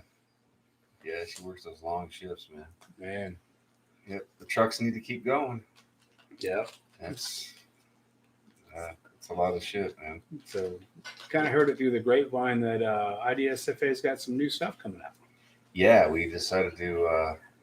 Travis had pulled some old shit out from his Chicago days, Hmm. and it's different sound than what people are used to hearing us. It's more thrash, so it's going to be. There's, I think, 3 songs that are kind of metallic-ish, Anthrax style. Oh, okay. We're gonna do a couple punk songs, and we're working on doing a couple of cover tunes, kind of, sort of. Mhm. Of course, we're making it ours, so it should be kind of interesting. Hopefully we offend some people. Oh, yeah. We Well, nothing's more offensive than Shake the Baby. well, yeah, you haven't seen Sesame Street yet. No, I haven't. That's, You did tell me about that. Yeah, that's It's pretty. going to be. That's pretty offensive. Well, actually, it's called Death of Me Street. Death of Me Street. Death of Me Oh, that's Street, funny. Yes, and it's kind of interesting concept. Basically, it's a where are they now Mhm. with some of everybody's favorite characters. Elmo, Cookie Monster, Grouch, but yeah, it's pretty funny. Definitely X-rated. So Yeah. yeah, we've pulled out some of it before on stage, but we haven't done the whole act with it, Mm-hmm. That's pretty interesting. We just didn't have enough people for the characters at the time, so we got to pull extra people out to be able to do some of the new stuff. Mm-hmm. I just brought my nephew back from California. He's going to be coming back in. We've got some new guys coming on, so we can actually do our big show here. Mm-hmm. So it's going to be a lot of fun. It's going to be ugly for sure, but yeah, I'm excited, man. Started working on the tunes this last week. Trying to get our sea legs, getting Jeff worked out, and sending him new material, so that we can get back in the studio and start. Well, that's good. He's working out for you guys. Hopefully, we haven't been able to play live yet together, but he's been working on his foot action and getting the sounds down, and of course, whenever we have somebody new come in, we don't hold them to what we have. Mhm. We never do. Oh, yeah. We tell them, hey, make it your own. Just put some of the key points in there and let them do what they want to do. Mm-hmm. So it should be interesting. It'll be fun. Cool. I'm excited. And then I still got to get you that CD too of my other stuff. Yeah, your other stuff. Yeah, that was actually really cool. It is. What I heard of it was really not IDSFA. Yeah, nowhere near IDSFA. And believe it or not, on those recordings that you heard, the ones that were complete, that was the original bass player from IDSFA and Lowen on the drums. So, Wow. Yeah. That's cool. Yeah. That's really cool. Really cool to hear that. Hear all that. That's So it's just things just been really bad all over and stuff, and it's just it's been pretty rough. I'm kind of glad we can kind of bring a little bit of joy in everybody's life, just a little bit. Kind of talk about some music, even though we can't hear it live anymore. Or we can over at the hub. Yeah. But it's a ways to go. Sucks not being able to go to concerts anymore. Take it easy, gang. Appreciate you, buddy. Love you, man. Good to see you, brother. Love you too. Well, yeah, we'll keep in touch. Later, brother. I'll give you a call tomorrow. All right, cool. Okay. Thanks, man, for having me. All right. Thank you. Yeah, the music aspect, it kind of sucks right now, but you know, hopefully there's a lot of people writing, Mhm. you know, working on stuff on their own, Right. you know, and I'm going back and forth between the old stuff that you heard Mm-hmm. from me from the past and everything, working a lot on the harp, learning some new tunes, you know, learning a bunch of shit, you know. Like I say, I'm locked down in my house, so basically I've got nothing better to do than to sit there and fiddle around with the instruments laying around. Yeah. Fiddle around, shoot pool. Shoot pool.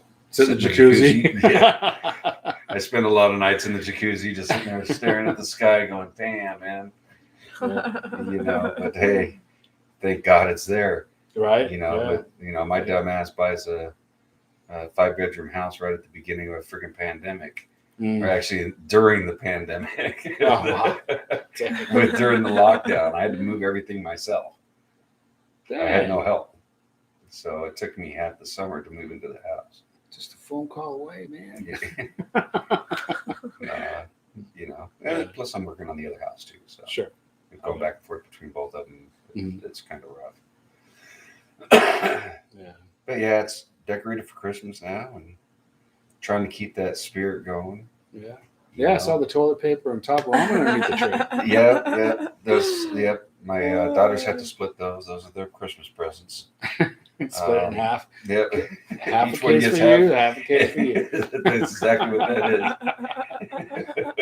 That's all they get. COVID has made Christmas shopping so easy. Yeah. I know what I'm getting everybody. Yeah. Toilet paper. Toilet paper or paper towels. Ramen. Top ramen, toilet paper. Hey. And you know, a little box of masks. Yeah. Here you go.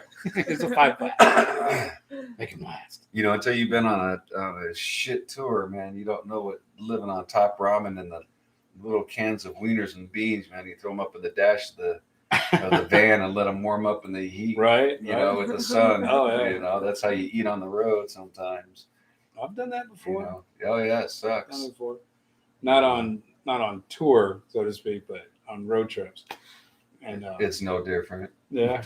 That road trip is a tour, man. That's, you know, shitty ass motels and eating in your car. You know, that's it. Or on the side of the road somewhere. Yeah. You know, it's no different. Rest stop number 5. Well, people always ask me, you know, anytime you walk past my van, there's a roll of toilet paper up in the windshield. People will trip out on that. They're like, why do you have toilet paper? I said, you've never been in a van with, you know, 8 fucking guys driving across the country and shit. And there's good reason why there's a roll of toilet paper up there. You never know when somebody's going to stop. Yeah. Pull over. Okay. Trust me, it happens. Oh yeah. You know, but yeah, until you get a $1 million tour bus, that's what you do. Mm-hmm. Yep. You know, plain and simple. Yeah. You know, and have a driver and everything that won't leave anybody on the side of the road. Yeah. See, now I will. Yeah. And I have. Yeah. Yeah. So I wasn't driving, but I was on a tour bus that left somebody at a rest stop. We didn't know about it until after we crossed the state line. Yeah. We get a phone call. Where are you at? What? Where are you? I thought you were sleeping. No, that's what the pillow. That's what the pillow in the passenger seat's for, man. Yeah. You always have. You always put something in the passenger seat to let people know that you're not in the bus or the van, and that way they don't take off. Yeah. So, like I say, if you're asleep in the bunk, you get up to use the bathroom or whatever at a rest stop, you throw that up on the front so nobody goes anywhere until they do a head count. Yeah. You know, because it happens. Oh more yeah. often than not. Oh yeah. A lot really of times does. it does, and not on purpose either. It's just it just happens. Here, Now I left them on purpose. But, yeah. It's like those times when your mom leaves you at Walmart. It's like, I think I forgot something at the store. Yeah, me. Exactly. Sounds like you're talking from experience. She's sitting at home on the couch. I'm in aisle number 3 looking at bread. Like, we needed bread, right? I'm gonna leave you in really good hands. I gotta take a leak real quick, and I'll be right back. Cool deal. You be good. Very capable. Oh yeah. Oh, I'm sure.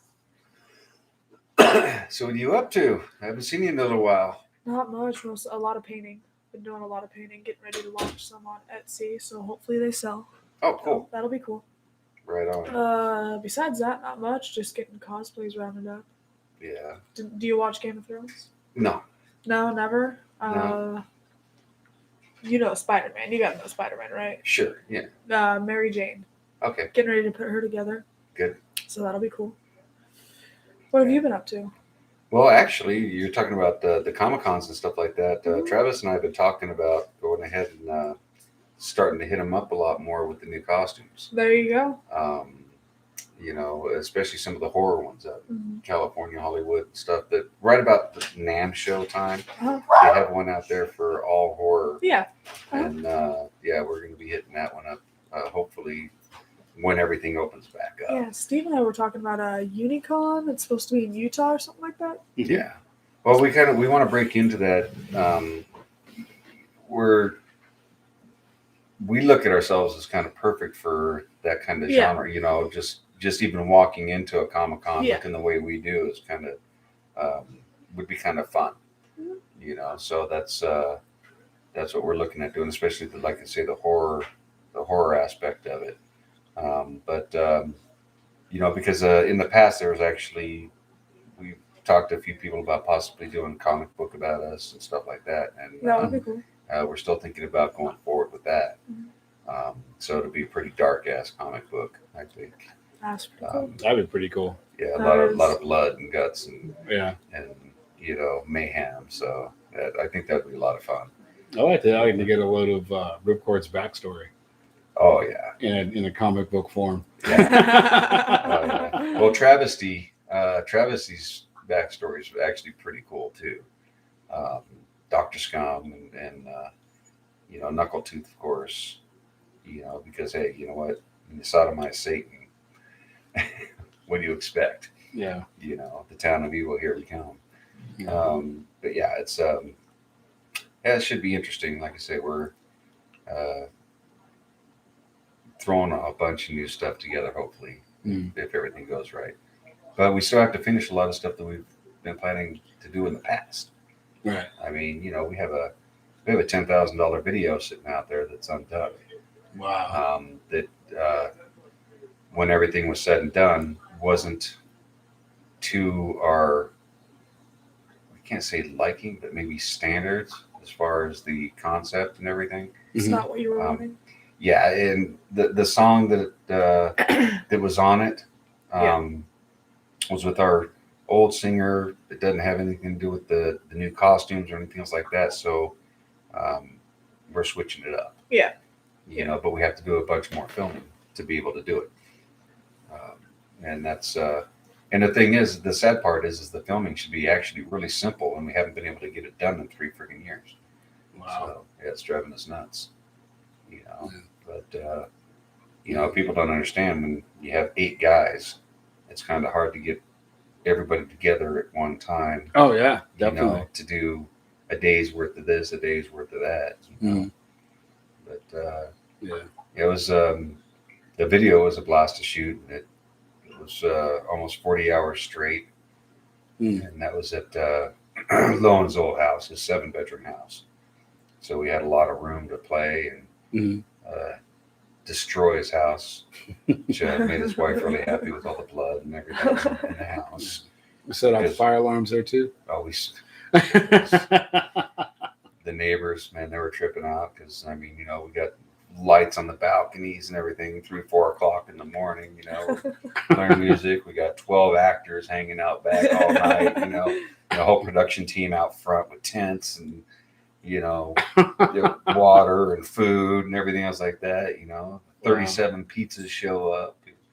Yeah, it's pretty crazy. I can't imagine it on that scale. I mean, I can, but you know, we were at Kevin Curry's house filming, and every few minutes, because we had the smoke machine that would, you know, for the shots that we did smoke with, and every few minutes, all you would see is just a bunch of smoke pouring out of the house, and close the door and go back in. Then another 30 minutes would go by, and more smoke comes out.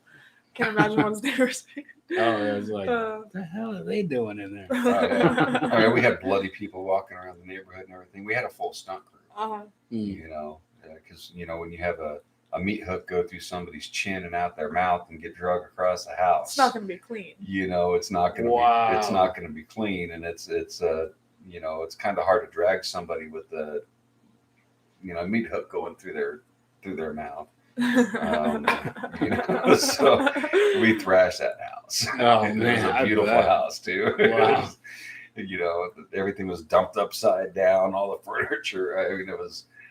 You guys really trashed.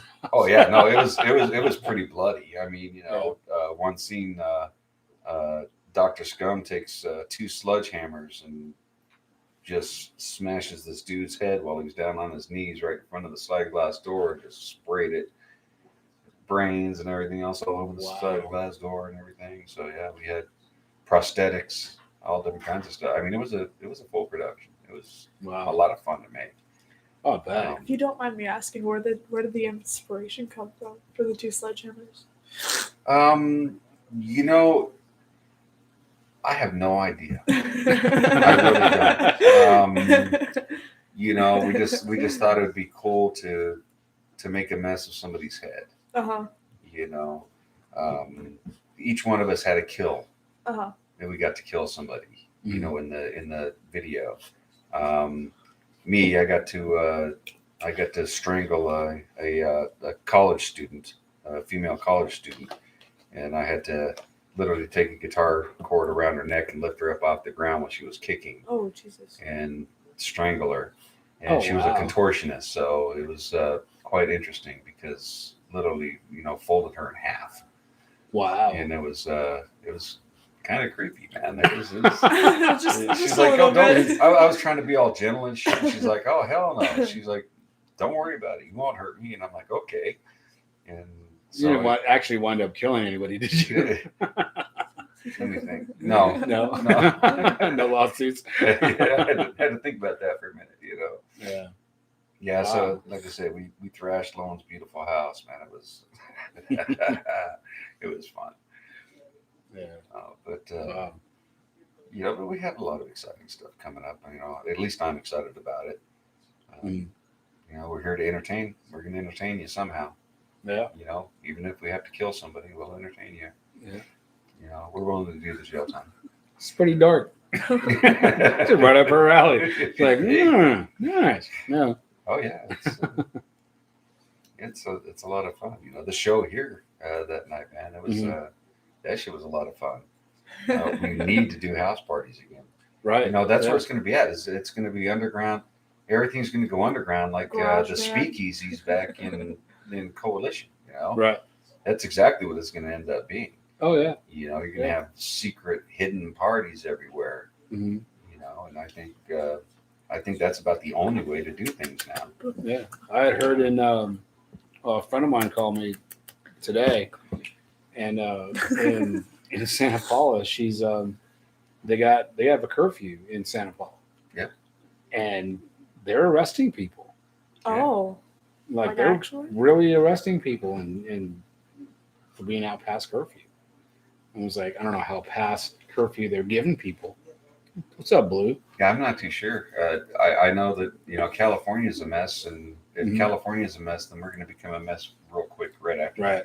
Yeah. You know, and like I said, it's going to be up to people like with a location like this, a warehouse that's not being used or something like that. That's going to be the only way for people to go out and enjoy themselves. You know, and responsible people or non-responsible people, you know, you can always wear a mask. You can always social distance inside of a large venue or outside, like here. Oh yeah. You know, and you can be safe. I mean, there's ways of being safe. You know, I mean, there's nobody that got sick at that party.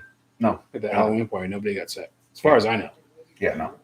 So you know, I haven't heard any negative response. I haven't heard anything. Well, Jeff had a cold. He got a cold, but it wasn't COVID or you know, he had a little cold for a few days, and that was it. Yeah, but and that was because it was an outside thing, and he was sweating, and exactly. It wasn't real warm. You know, and that happens all the time. Oh yeah, you know, that's nothing.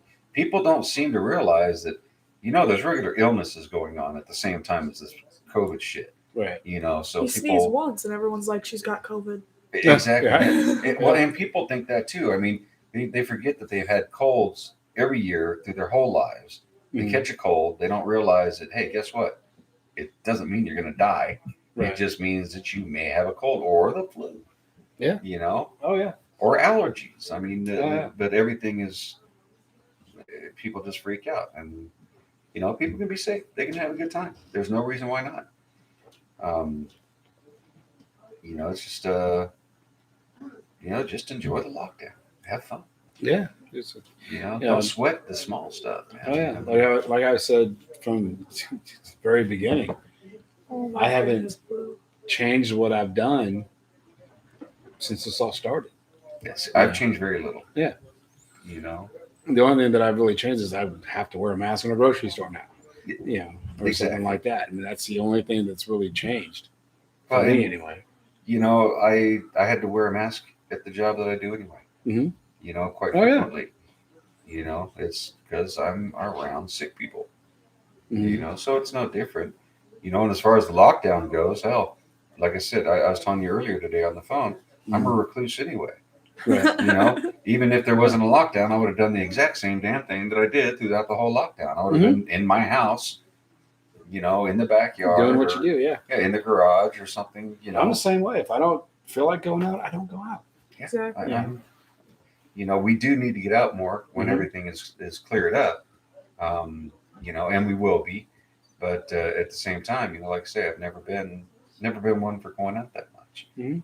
You know, I mean, I go to their house more than I'm at my own house. like I say, for the most part, you know, I've seen you more than I've seen my own band through the whole damn thing.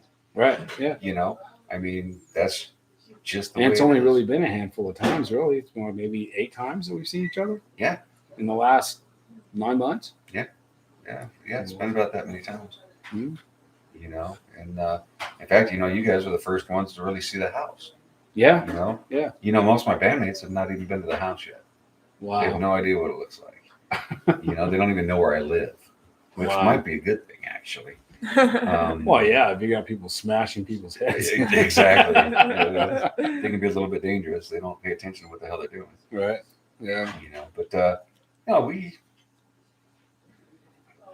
we're able to work together through other means. Mhm. You know, we're sending each other music. Check this out. Check that out. You know, try to do this. You know, and you know, it was really cool listening to your conversation a little while ago. You know, it's nice to it's everybody. Mhm. You know, it's every musician out there. They're all struggling. Oh yeah. You know, you talk to any one of us, and we're miserable. Yeah. You know, Because you're missing the stage. yeah. Oh, That's where you absolutely. guys belong, is up on stage, not I'm sitting at home doing nothing. Yeah, it's all blue. Sweet. You sure? You're gonna make my puppies jealous. Oh yeah, especially the blind one. How are your puppies doing? They're doing great. They love the house. They're running all over the place, and you know, being puppies. You know, they're both old, but they still, you know. Maggie loves the fireplace. You know, I started the fireplace. She's laying right in front of it. Yeah. So she's always been a fireplace puppy. So that's all good. What kind of dogs do you have? Basset hounds. Yeah, those I are have good a dogs. French Basset Hound and an American Basset Those are Hound. good dogs.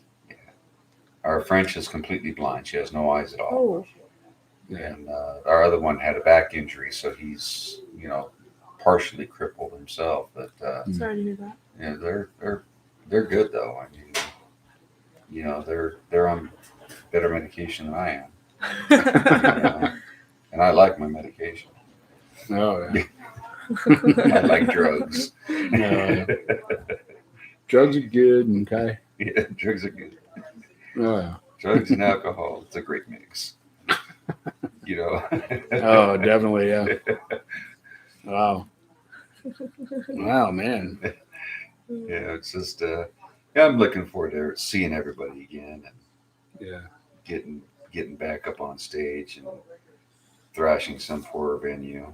Especially blowing some more fuses. Yeah, knocking out the power, maybe lighting the ceiling on fire or something, you know. Yeah. See where the night takes you. Oh yeah.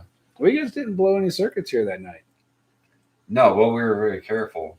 Yeah. You know, we were running hella extension cords. I mean, all the way from the front of the house to the back of the house, Yeah. from upstairs. I mean, we made sure that everything was coming from different power sources because, you know, and we only used a quarter of the power that we normally use. Right.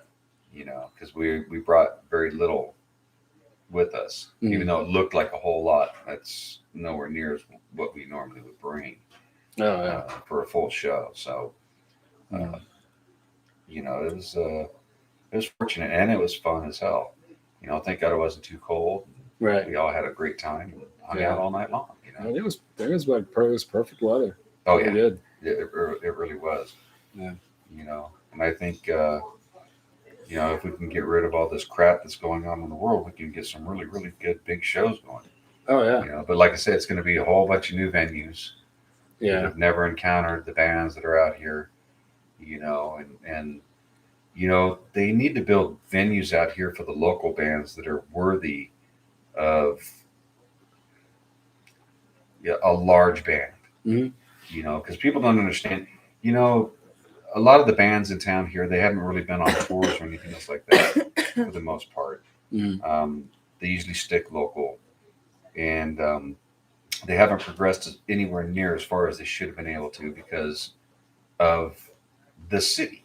Mm-hmm. The city's the hardest place, I think, anywhere to be in a band because, you know, you're sitting on stage every single night of the week. There's some huge act somewhere in town.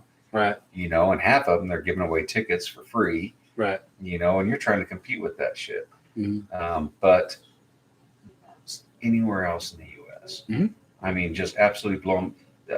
Oh yeah. You go to another venue someplace else, and the headlining band there is nowhere near the caliber of the bands there. Oh yeah. Yeah. You know, I and did any that when band I was that's here. I went to Scottsdale, and it was that we went to a bar there that they had like 3 or 4 bands playing, and you know they all had like 15-minute sets, and they were just on and off really quick, and it was just, I was like, what are they saying?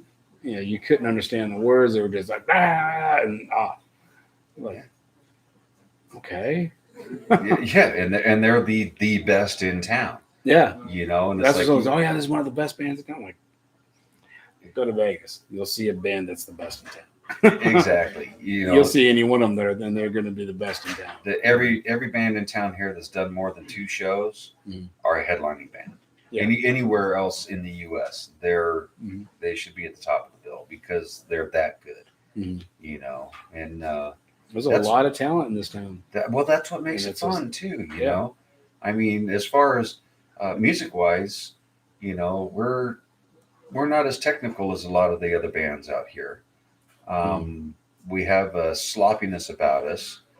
People don't understand that that's on purpose, right? You know, because we do have a little bit of comedy involved. You know, anybody who actually listened to the lyrics of our songs, there's comedy involved with the mayhem that goes on around it. Oh yeah, but we're there more for the visual entertainment than anything else, right? You know, and that's the fun aspect of it. But you know, we can kick up our game, no problem. You know, the band is super talented. All the musicians in our band is very talented. But it's always an honor playing with the bands that are in this town because they're so fucking good. You know, it's so much fun playing with a band that knows what the hell they're doing and can play the shit out of their instruments. Oh yeah. You know, the vocals are great. The songs are good. The music's off the hook.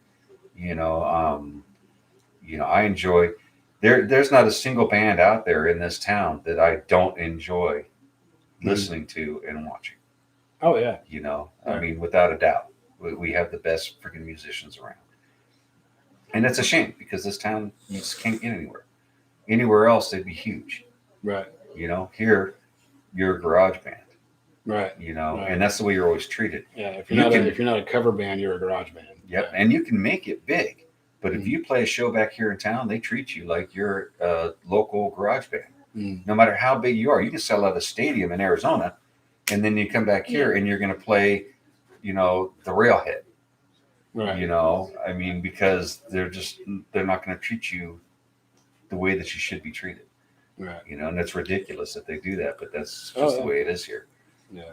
You know, Yeah, a lot of. I mean, I hate to use the word competition, but there's a lot of competition, even though bands really shouldn't be in competition with each other.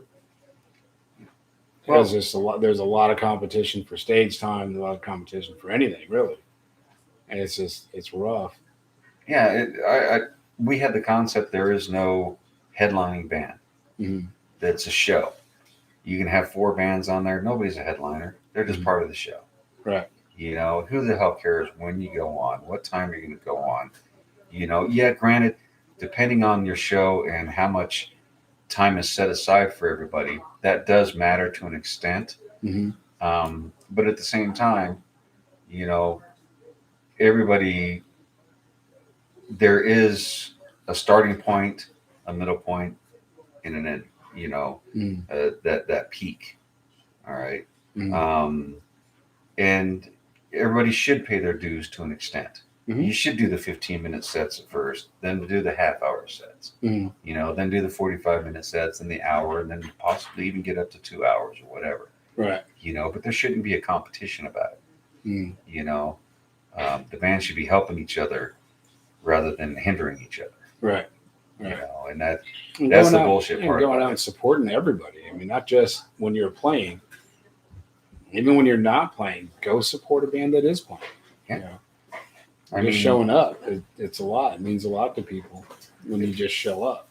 there is a certain group of musicians here in town that actually go a lot farther than the other bands. I mean, you have musicians that will sit in with other bands even though they have their own band. Mm-hmm. You know, they'll go out there.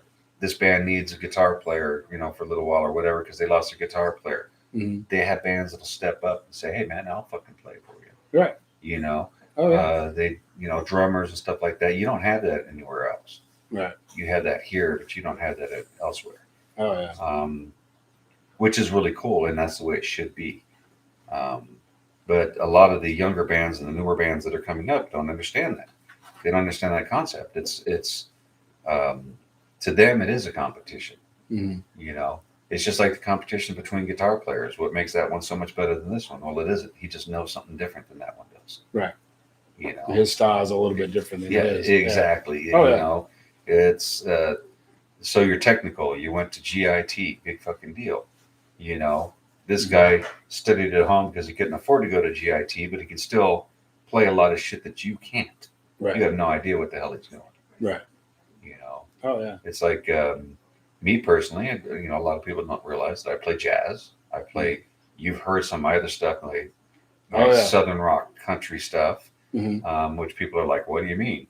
You know, you walk into my house, you've seen it. I've got more acoustic guitars than I have electric guitars. Right. You know, they're all over the freaking place. Oh yeah. And you have a harp. Yeah. I don't know anybody that knows how to play harp except for you. You're the only one. I mean, and over at, you know, in that booth at NAMM. Yeah. That was. I mean. Oh yeah, Larika, she's off the hook. Yeah, you haven't seen Miley yet. You'll meet her. Mm-hmm. She's absolutely incredible. She lives up in Canada. Mm. She looks like a pixie. I Really? swear to God, yeah. She looks like a Disney character. She's awesome. Wonderful girl. But yeah, you know, and I play Native American flute. Mm. You know, I played with Grammy Award-winning people playing the flute. You know, which is amazing. If anybody goes out to the Snowy Mountain Powwow, I played out there a couple of times. Mm. You know, but I gotta make that one of these days. I'm gonna go out there and make one. You'll enjoy it, especially if you're there for the opening ceremonies. Mm-hmm. You know, you want to be there. You're a vet. That's the most special part about it. Mm-hmm. You know, when they get all the veterans out there. That's cool. And you know, every single member of every single tribe that's there thanks every single vet personally. Shakes their hand and thanks them for their service. Mm-hmm. You know, it's touching. It really is. But yeah, it's wonderful, man, because you have all the different tribes there. Mm-hmm. You know, it's a competition. Yeah. You know, and it's awesome because you've got, you know, 25, 30 drummers, you know, drums set up all the way around the whole arena. Mm. You know, for each tribe, you got, you know, each nation is there. Every type of dress, you know, from the fancy dress to the eagle dancers to the ring dancers to Wow. it's an amazing thing to watch, and they're all in competition. You know, there's big prize money involved. Mm-hmm. You know, so it's really kind of cool. Their costumes are off the hook. That's amazing. I bet. I can't imagine. Oh my god. Oh yeah, you got to go out there, That's and then gotta the be food. amazing. The food is incredible, man. Oh, Because you got 4, 5, 6 different types of fry breads and Navajo tacos, and Oh my you know, God. I mean, just unbelievable, man. I walk out of there, I can barely walk when I leave because I eat so much shit there. I mean, it's ridiculous. yeah. You know, but I think I'll take a wheelchair to that one. Just wheel me in, wheel me out. you almost need to, man. It's that Wow. good.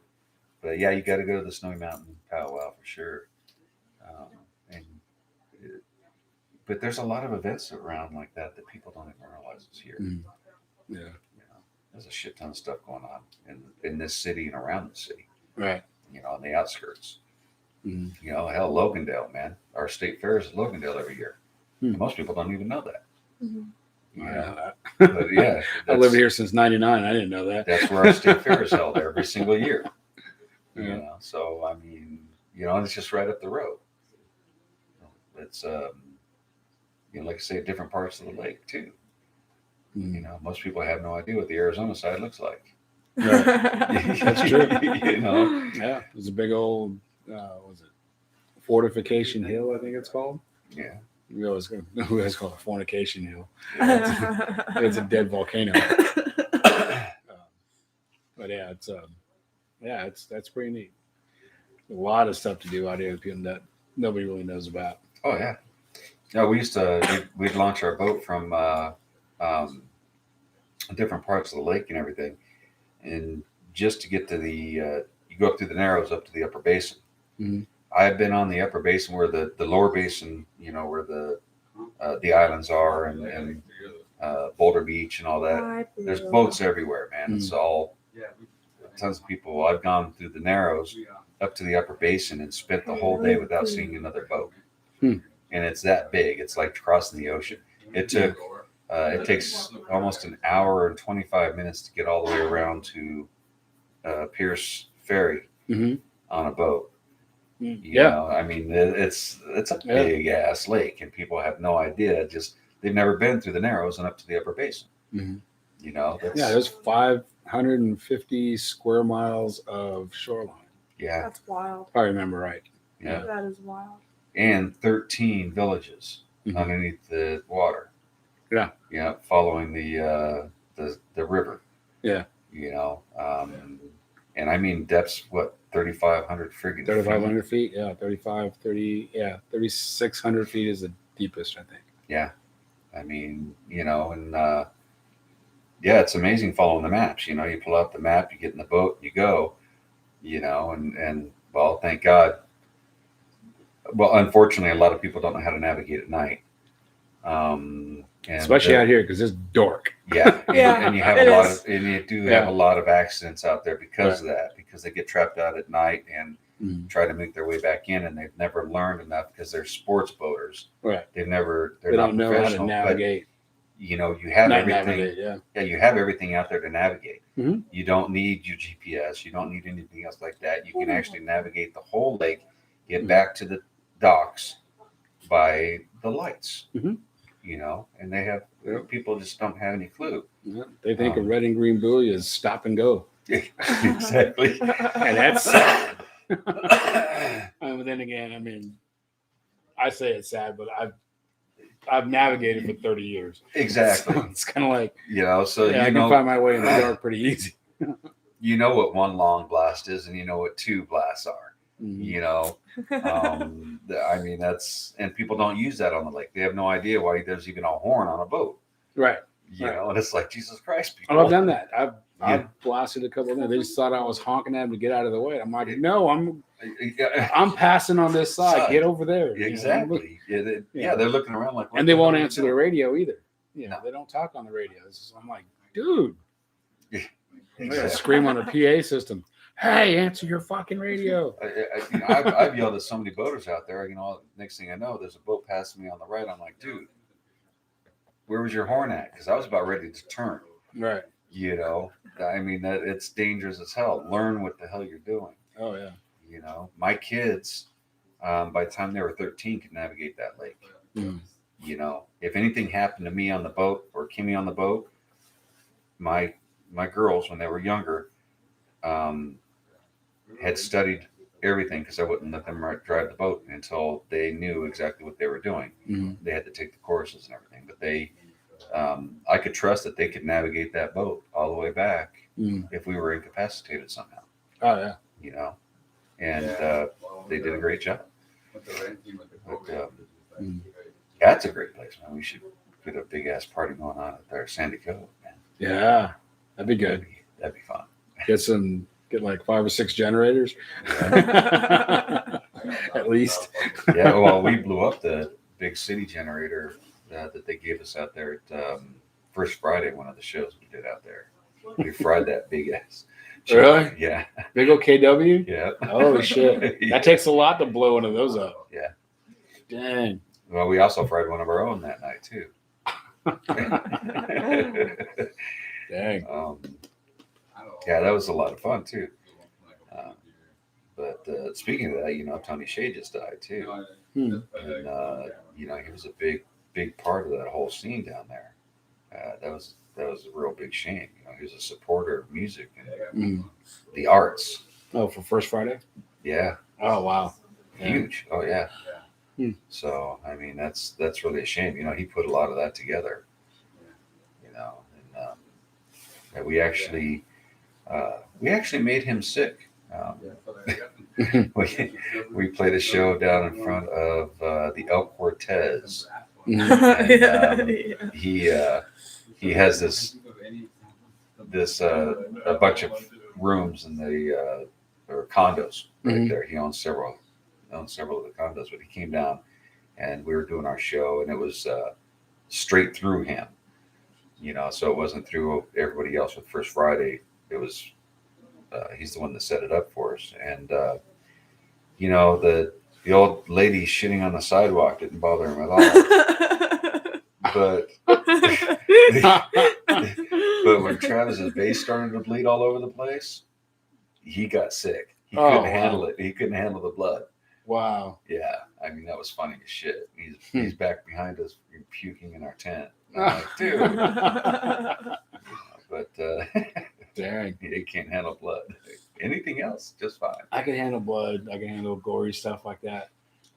What got me is I was up in Alaska and we had to watch a first aid movie. And it was, I can handle everything on there except for the burn. Oh. They had like 3rd-degree burns. Yeah. And the way they had to clean it. Yeah. I was like, okay, I'm done. And because they were scrubbing it. Yeah, they just scrub it and it rolls up to a ball. It's like, when they shave the lemon. Mm-hmm. Yeah, it's human zest. Yeah. Sprinkle it on your salad. Yeah. Yeah, when I was good to go. When I was a teenager working with the Forestry Service, we had to go through the same courses and everything, and I actually spent time in the burn care unit. And that's rough. Oh yeah, that's really rough. And we had to learn about that stuff because of the forest fires. I was up in Beaver, Utah, at the fire station, and we had to learn everything about that. And it came in handy a lot. Especially when I was driving over the road. I had a lot of horrific accidents. That, really, really, really bad stuff. And nothing sets you straight until a teenager dies in your arms in the middle of the freeway out there near Albuquerque. Wow. Right. And it kind of sucks. Yeah. But, the whole family, with the exception of the youngest brother. So he lost an older sister, an older brother, and his parents. He was about 8-9 years old. But wow. Yeah, it's that's just some tough stuff to handle, man. Oh yeah. That is. That's really rough. Seeing any kind of kid burned up like that, or even someone that or my nephew passed out on the hottest day of the year a couple of years ago. Hottest day of the year, passed out and actually cooked himself on asphalt. Yep. And luckily somebody grabbed him and he was wearing shorts and burned his leg up and part of his back and his arm. Yeah. I mean, luckily he didn't plant his face on the. I think when he passed out, he had his arm out and went on his arm, so his face got saved. Oh yeah. So That's Burns are the worst. Oh, I was yeah. making tea.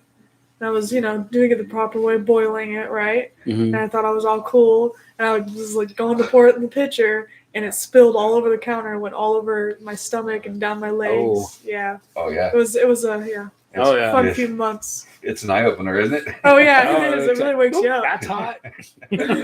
And you can't get away from it too. You're trying to get away from it, but you can't. It's already By the time it There. happens, it's too Your late. skin's Yeah. already peeling off. Yeah. Yeah, that's some scary shit, man. That Yeah. scares the crap out of me. I've always been afraid of fire anyway. Yeah. So what do I do? I put flamethrowers on my guitar. That makes perfect sense. Face your fears. It's on another level. Oh yeah. Especially all that rubber you guys got on. Yeah. Dang. Yeah, You guys are brave souls. yeah, yeah. When you have you haven't seen the big fires that we have. Rockstar Pyro Mhm. has the guitars with the big flamethrowers in it, and yeah, it's an eye opener the first time that thing goes off, man. And you got this big flame right here while you're playing the guitar, and it's shooting straight up in the air, and it feels like it's going to melt your face off. Oh You wow. know? And I remember the night that we lit the Cheyenne Saloon on fire. Tony was running sound that night, and there was something wrong with an amplifier. The amplifiers were at the back of the stage, and he was working on the amplifiers back there when the I do believe it was the cowbell that shot a flame all the way across the room, sideways across the front of the stage, right in front of us. And when that cowbell went off, Tony thought that we were playing a prank on him, and he thought that we lit his ass on fire. That's how hot it was. Oh And wow. he freaked out, jumped up, and went running off the fucking stage because he thought we lit his ass on fire. And I mean, that shit was funny as hell. We're like, what the hell happened to Tony? He's like, beating his own ass and shit like that. It was like, dude, man, you're 15 feet away from this shit. Wow. And yeah, because it's fucking hot Put shit. some heat out. Yeah. It's Yeah. That's scary, man. Mm. And then of course we lit the place on fire too. So As you do. yeah, Oh yeah. that's Following protocol. more normal progression. Cowbell does this, tambourine does that, and the roof does this. It's like, okay, I guess we're not invited back here anymore. Oh yeah, that There was goes funny. the safety deposit. Jeannie and her husband are sitting right there in front of us, and it's like, sorry, what can you do? I just lit your club on fire. Dang. And, yeah, I have $5 and a Starbucks gift card. Does that cover it? exactly. Okay, you don't have to pay us tonight. It was kind of funny because Drew, the one that left for California and just moved back here, he's going to be back with us. His costume still has the pin taped to the side of his mask from the fire extinguisher that he popped and hit the ceiling with, and we're sitting there playing with all this white shit coming down on top of us. We're sitting there just rocking out, just covered, looked like it was snowing on us, man. Oh man. And Jeannie asked us to come back 2 weeks later And clean up. with a Want to hole come in set the the roof. club on fire again? Yeah. Hey, can you finish burning down my so I can get the insurance money? Yeah, there you go. That's very possible. That could have been what was on her mind. Yeah, you come back. Yep. She was awesome, man. I loved her to death. No, man. But I wish she would have never gotten rid of the club. Because that's now everybody hangs out at Vamp now, but to me the Cheyenne was home. Oh yeah. That's Cheyenne Saloon was actually a really cool venue. yeah. And Even when it turned into Adrenaline, it wasn't really the same as Cheyenne, but it was kind of. yeah, it was. Well, to me, it was just the same building because Right. everything was run just like over strict. It's like, seriously, you know, it was ridiculous. Mhm. You know, you can't have a drink on stage. You can't smoke on stage. Really? Why not? Right. You know, but yeah, it was just I saw quite a few bands go up there. So what was it? The dude from I think it was Meatloaf's daughter had a band that played there, and the bass player was from Anthrax. The bass player from Anthrax, I forgot his name. But he was there, and he smoked on stage. yeah. Well, it all depends on who you are, I guess. You know, nobody local was allowed to. That's for damn sure. Yeah. You know, hey, you know, and you know the country saloon was awesome. You know, that was a cool stage. Mhm. Funny is the sad thing is we weren't allowed to use any of our smoke there because the smoke detectors would go off and all the doors would slam shut the whole building. Right. And that happened to a couple of times. They're like, no more smoke. You Yeah. know? It was almost like when our cannon accidentally went off behind the bar at the Doll Hut. And we shot confetti. It just completely covered the whole bar. And the bartender and shit with confetti. I mean, it was just everywhere. You know, we're like, oh Yeah. shit, you know. So And that's a small bar, too. exactly. Oh my Man. We God. had that big ass cannon up on stage, and I mean, just completely covered everything. I bet. So we the next stage day, is only this big. yeah, I know. So we went down to Literally, it's a small I've seen stage. the next day we went to NAM and everything, and that's when we got to meet Diggy Cat, Miss Mouse, Mhm. you know, with the radio station out there, and they absolutely loved us because we knocked them off the air that night. We blew the power at the Doll Hut, you know, like we do, you know, and we blew it like 3 different times. So anyway, Yeah. we had to play a show down at Long Beach Mhm. the next night at a place called the Bull Bar, Okay. and I've heard of that place. I haven't been there, but I've heard of it. yeah, I mean, it's a bitch to park and everything's like that. The ocean's right there, you know, and Mhm. we get everything. We start bringing everything in there, and as we walk through the door, the owner of the Doll Hut called the owner of the Bull Bar. So as we're walking in, they're like, "No fucking confetti." We're like, I guess they were still cleaning confetti up from the day shit. before at the Doll Hut. Oh, that's funny. They're all like, don't even unload the cannon.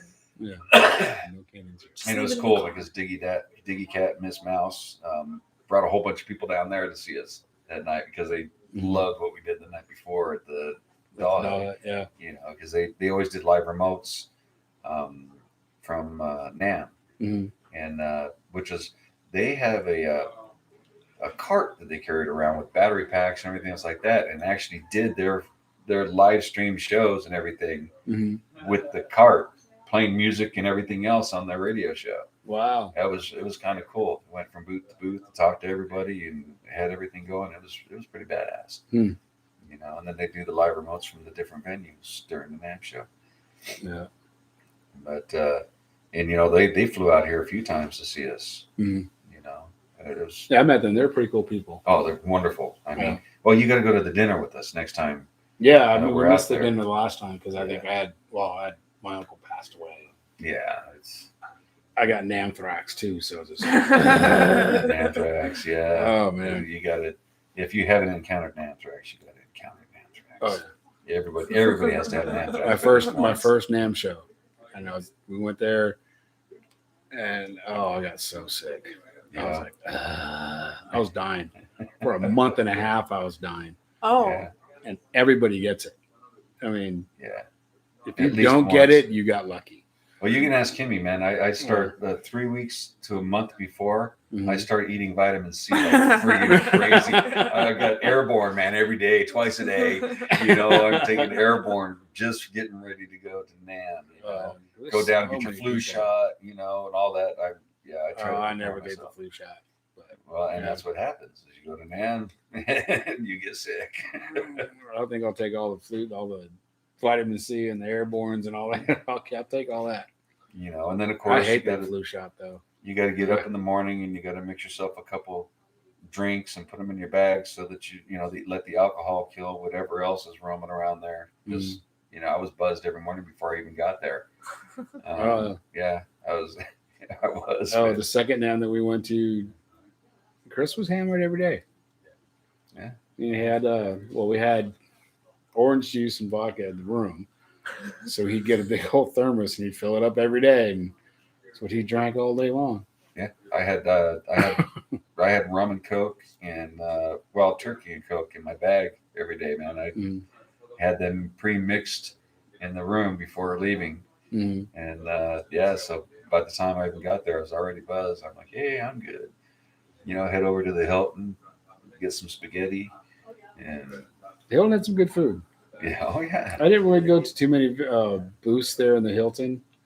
I know when I had a few shows going on, so I tried to hit some of those. Yeah. And so, but the place is so big. Yeah. It is huge. I didn't know it. That's why it's 3 days.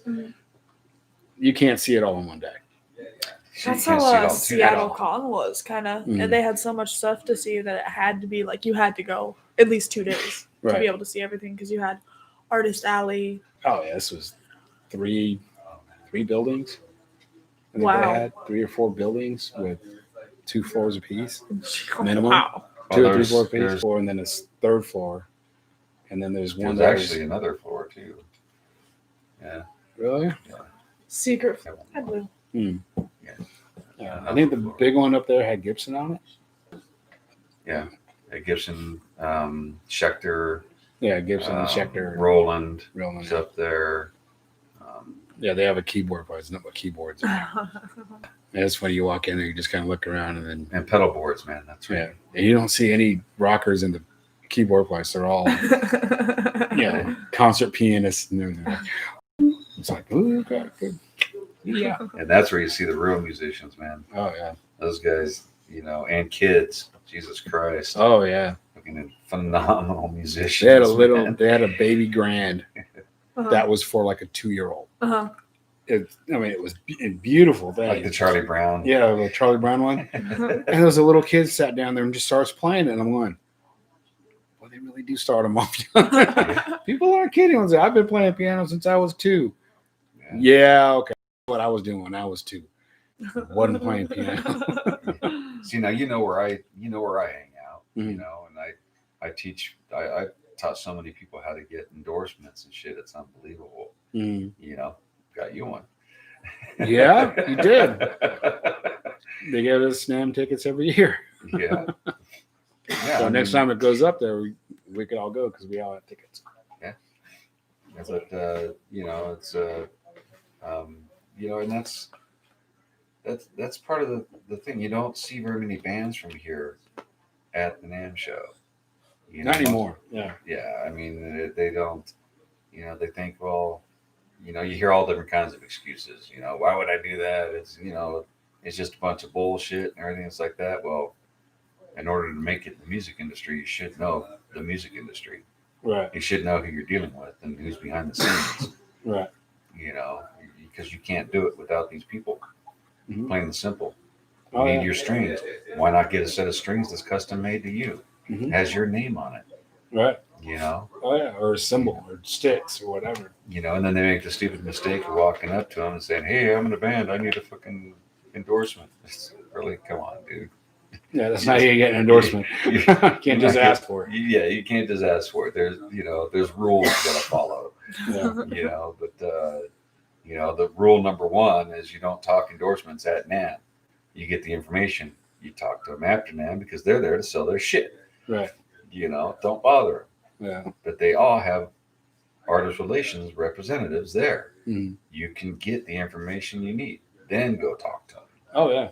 You let them know, hey, I'm in the band. I'm interested in an endorsement. Can I give you a call? Get your card. They're more than happy to talk to you. Oh yeah. Every single one of them. I had a stack of cards. My first NAMM was that thick. Oh yeah. You should see my Comic-Con card I bet. collection, I bet. bro. Oh, I yeah. got a suitcase full of just cards. I think I'm gonna get like a little book next time or just a bag. It's like, these are for all my cards. I don't know if it's my hoarder tendencies or the fact that I'm really sentimental when it comes to Comic-Con, but I've saved almost every card. From the first Comic-Con, which is 2016, I think. It was Yeah, 2016. I've saved pretty much every card. Wow. I'm that way with lanyards. Yep. I have shit tons of in fact, I've got some hanging in my studio at the house. Yeah. When you walk in, there's a whole bunch of lanyards hanging down there in this big old pile. You know, I got them hanging on my mirror. Yep. A few of them on there. Coming back. Yeah, it's been a lot of fun talking with you. Thanks for coming on. And oh, dude, it's always a pleasure coming out here and hanging with you. Just like, no, you too.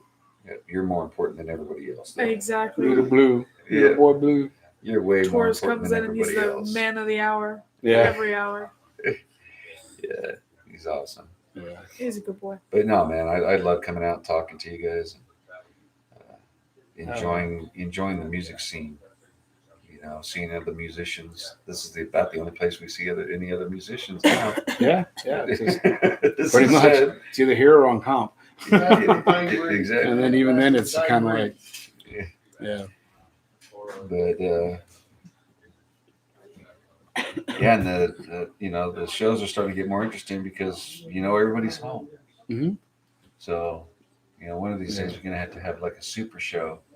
Right. Yeah. Yeah. That'd be nice. Get a bunch of, and we got a drum kit too, so they don't have to bring a kit. Exactly, and have a super show and have people come out and the old shows you used to do. Yeah. Those were the 6-hour shows that was at the tattoo shop. Yeah. Those were fun. That was I went back and I was watching a couple of the videos and stuff, and I was like, man, I miss that time. And you could sit there and come in. I could it was funny because the very first show that I did, I asked 7 bands to be there. And everybody showed up. Everybody was on time, and my computer crashed. I had to reload everything. I'm like, oh my God. Everybody's like, welcome to our world. Oh, yeah. It was just like, you doing okay? I'm sweating. I'm typing in everything as fast as you can. Oh, man. I had help I had a remote person helping me do that too. And I'm going, like, be just a couple more minutes, guys. I'm like, take your time. It's all good. I can't imagine. It's all good. I can't imagine that, but I know how I feel if I'm like late to a live stream or Right. like trying to set something up on a live stream. It's like, hang on 1 second, guys. I know I should have had this done 15 minutes ago, but yeah. Oh, but it was weird because I really thought that I was going to have a couple cancellations or my first show or the first guest and the second guest probably were going to be late or something. Yeah. Everybody was early on that, but there was like 50 people there in this tattoo shop and just all talking to each other and everything else. And I got everybody on, and then it started rolling pretty good. Yeah, there you go. And then we always had the same type of thing. Before every show, we wonder exactly when, where, and how our show's going to fall apart because we have so much going on that something's going to go wrong with something. Oh yeah, it was tonight. I couldn't get on Sam's. I couldn't get my Sam's up. Yeah. So I called because it's his encoder that I'm using and stuff. And I said, what's going on? He goes, oh shit, I forgot to pay the bill. Let me go take care of that right now. I was like, okay, cool. Take your time. It's all right. I got Facebook and YouTube. I'm good. It's like almost every single show, Travis's batteries die in his wireless system, or my my pedal board will go absolutely friggin' nuts and do all kinds of weird shit. There's always something. The lights will freak out. They'll shut up. It's a nightmare almost every single show because we had so that much light popped. Yep. That was kind of freaky. I'm like, what the fuck? Yeah. Started to burn. Yeah. That was just the wrong amperage cord. Yeah, that's what started melting and smoking. Lucky I thought about it at the last minute. Oh shit! It was kind of dark here. That's why. That's what I thought about it. That's what I thought about it. Yeah, 12 volt as opposed to 9 volt as opposed to you got to make sure you don't the right know shit start plugged in. putting stuff in. You gotta make sure. Yeah. Right But I voltage. mean, we have those issues every single show. We have those issues, and it's stressful as hell. Oh yeah. The funniest ones is when Travis twice has showed up for a show and everything. And we're actually about ready to start playing his shit, and he realized he forgot his costume at the house. Oh, and drive all the way back to the house, pick it up. Oh wow! Remember what happened with the show that we did with you guys at the gin club? Yeah, the gin club. I mean, we couldn't get our trailer. Oh, that's right. Yeah, Travis said the keys were inside the house, and the house was quarantined because of the asbestos. The asbestos. Yeah, the asbestos, because they had to cut up the floor and everything, and they quarantined the house. Nobody can go in or out, and the keys to the trailer and the truck were inside the house. So, wow. And you got to understand that trailer has our life. Oh yeah, So does the other trailers. Oh yeah, they almost didn't make the show. It's just we traveled with 3 trailers. I'm like, oh crap, okay. And that was my first big show, my first actual real big production show. Yeah, and we had no idea if we had all of our shit in there or what was in there, what wasn't in there. It was all guesswork. I mean, it was we pulled that shit out of our ass somehow. I do not know how we did it. But one thing I'm glad, everybody got paid. So we made enough money that everybody got paid. Yeah, that was a hell of a show. That was a lot of fun. Yeah, we were probably the nightmare of the show. Yeah, without a doubt, we had everything in the world go wrong, and of course, true to form, we're late and didn't give a shit about time. Yeah, we had everybody expects that from us now. No, we had 10-ton hammer, IDSFA, Baker's Dozen, LA Story, Tyrants by Night, and Scumbag. Yeah. So it's 6 bands. We're going to have 7, but the 7th band kind of did a little drama queen thing. And that was when Vinnie Paul had just passed away too, and they were going to do a tribute. They wanted to go do that tribute.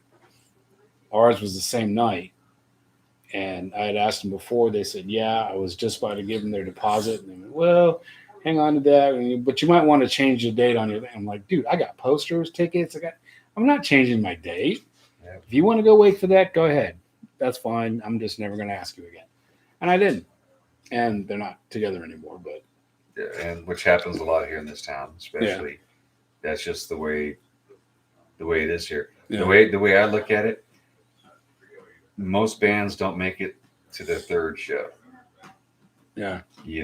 They'll practice for 2 years straight to get nice and tight and everything else like that, and they won't make it to their 3rd show. They'll fall apart before the 3rd show.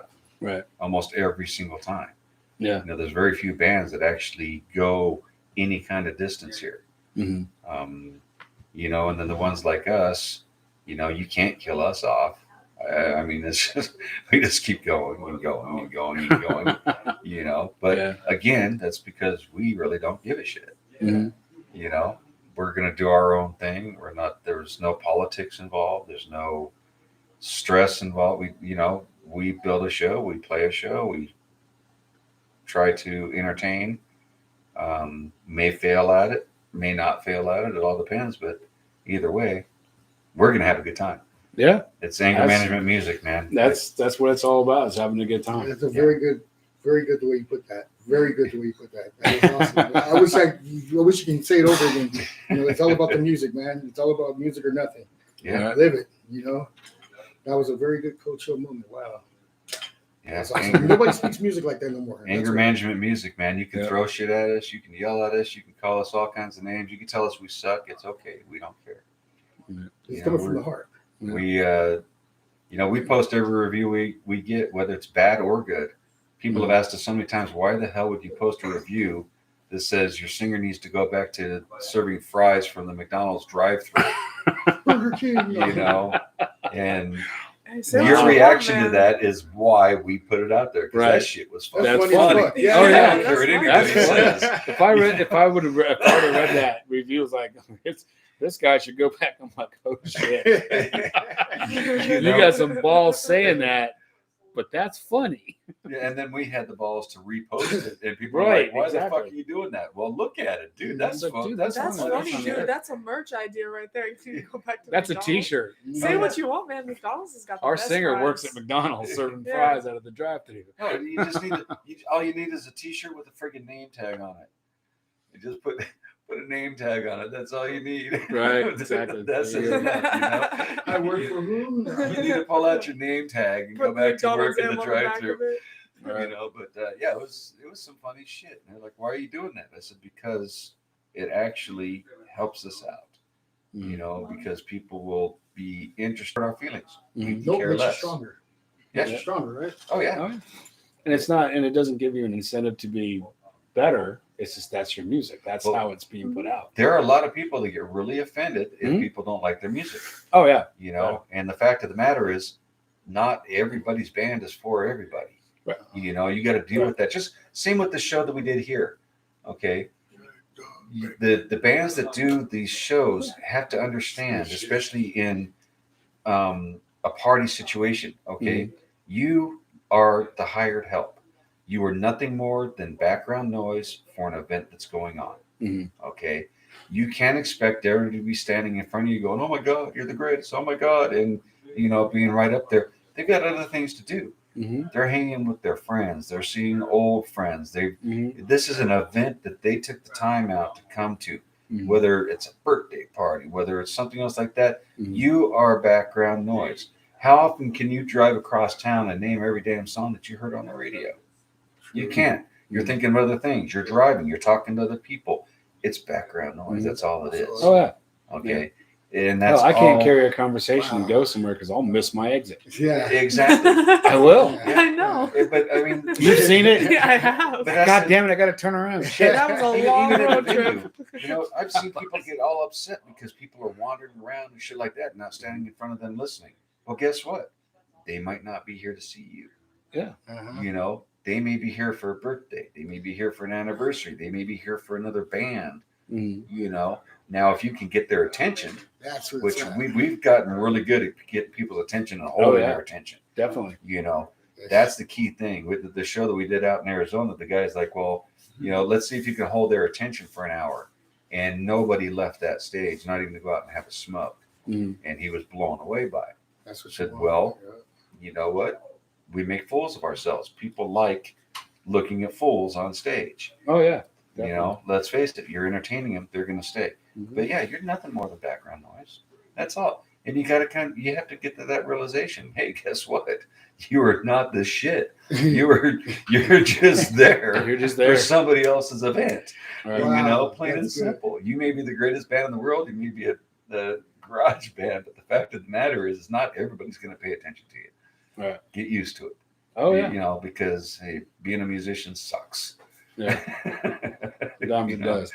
you know, especially if you're easily offended or upset at somebody not liking your music or not wanting to hear your music.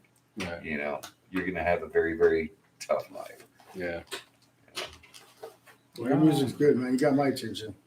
Yeah. And several others that night, you know. You guys rock. Hell yeah, Yeah. you did. I was looking at you guys' bloopers from a video. That was so amazing. We were cracking up. It was awesome on YouTube. Oh yeah, yeah. Watch your YouTube channel on that. Yeah, that was cool. There's some cool stuff on there. Well, All right. You should. thank you for You having should me, see it when we have a co-host. big train wreck. Oh, you're Appreciate very that. welcome. I had Thank a you lot for of fun. thank you for coming on, You're sweetheart. welcome. Yeah, it was Yeah. good seeing you It was again. good seeing you as well. Like I say, I got your picture on the wall in the music room. That's cool. That's good. There'll be more to come if you're willing to. Oh, Absolutely. Oh. Yeah, I think it's Probably even wonderful. some with my person. Yeah. on it. And who knows, man? We'll have to go hang out at Comic-Con. Yeah. For sure. Definitely. Yeah. For I sure. have ideas to at Comic-Con. That should be fun. yeah. That'll be cool. Yeah. That'd be really Hey, that cool. would be cool. Oh, No, yeah. really. Yeah, that'd be something actually. Really think about it. Yeah. Come on, dude. Well, thanks everybody for tuning in. On Captain Steve O's page, Revolution Radio, Las Vegas Mondays on c4oc Radio. Even though we couldn't be on c4oc Radio because of technical difficulties, not on my end this time. Thanks YouTube and everybody else, and you guys have a great night. We'll see you guys next Monday. Good night. We're out. Peace. No. Woo, woo, woo, woo, woo, woo. That is-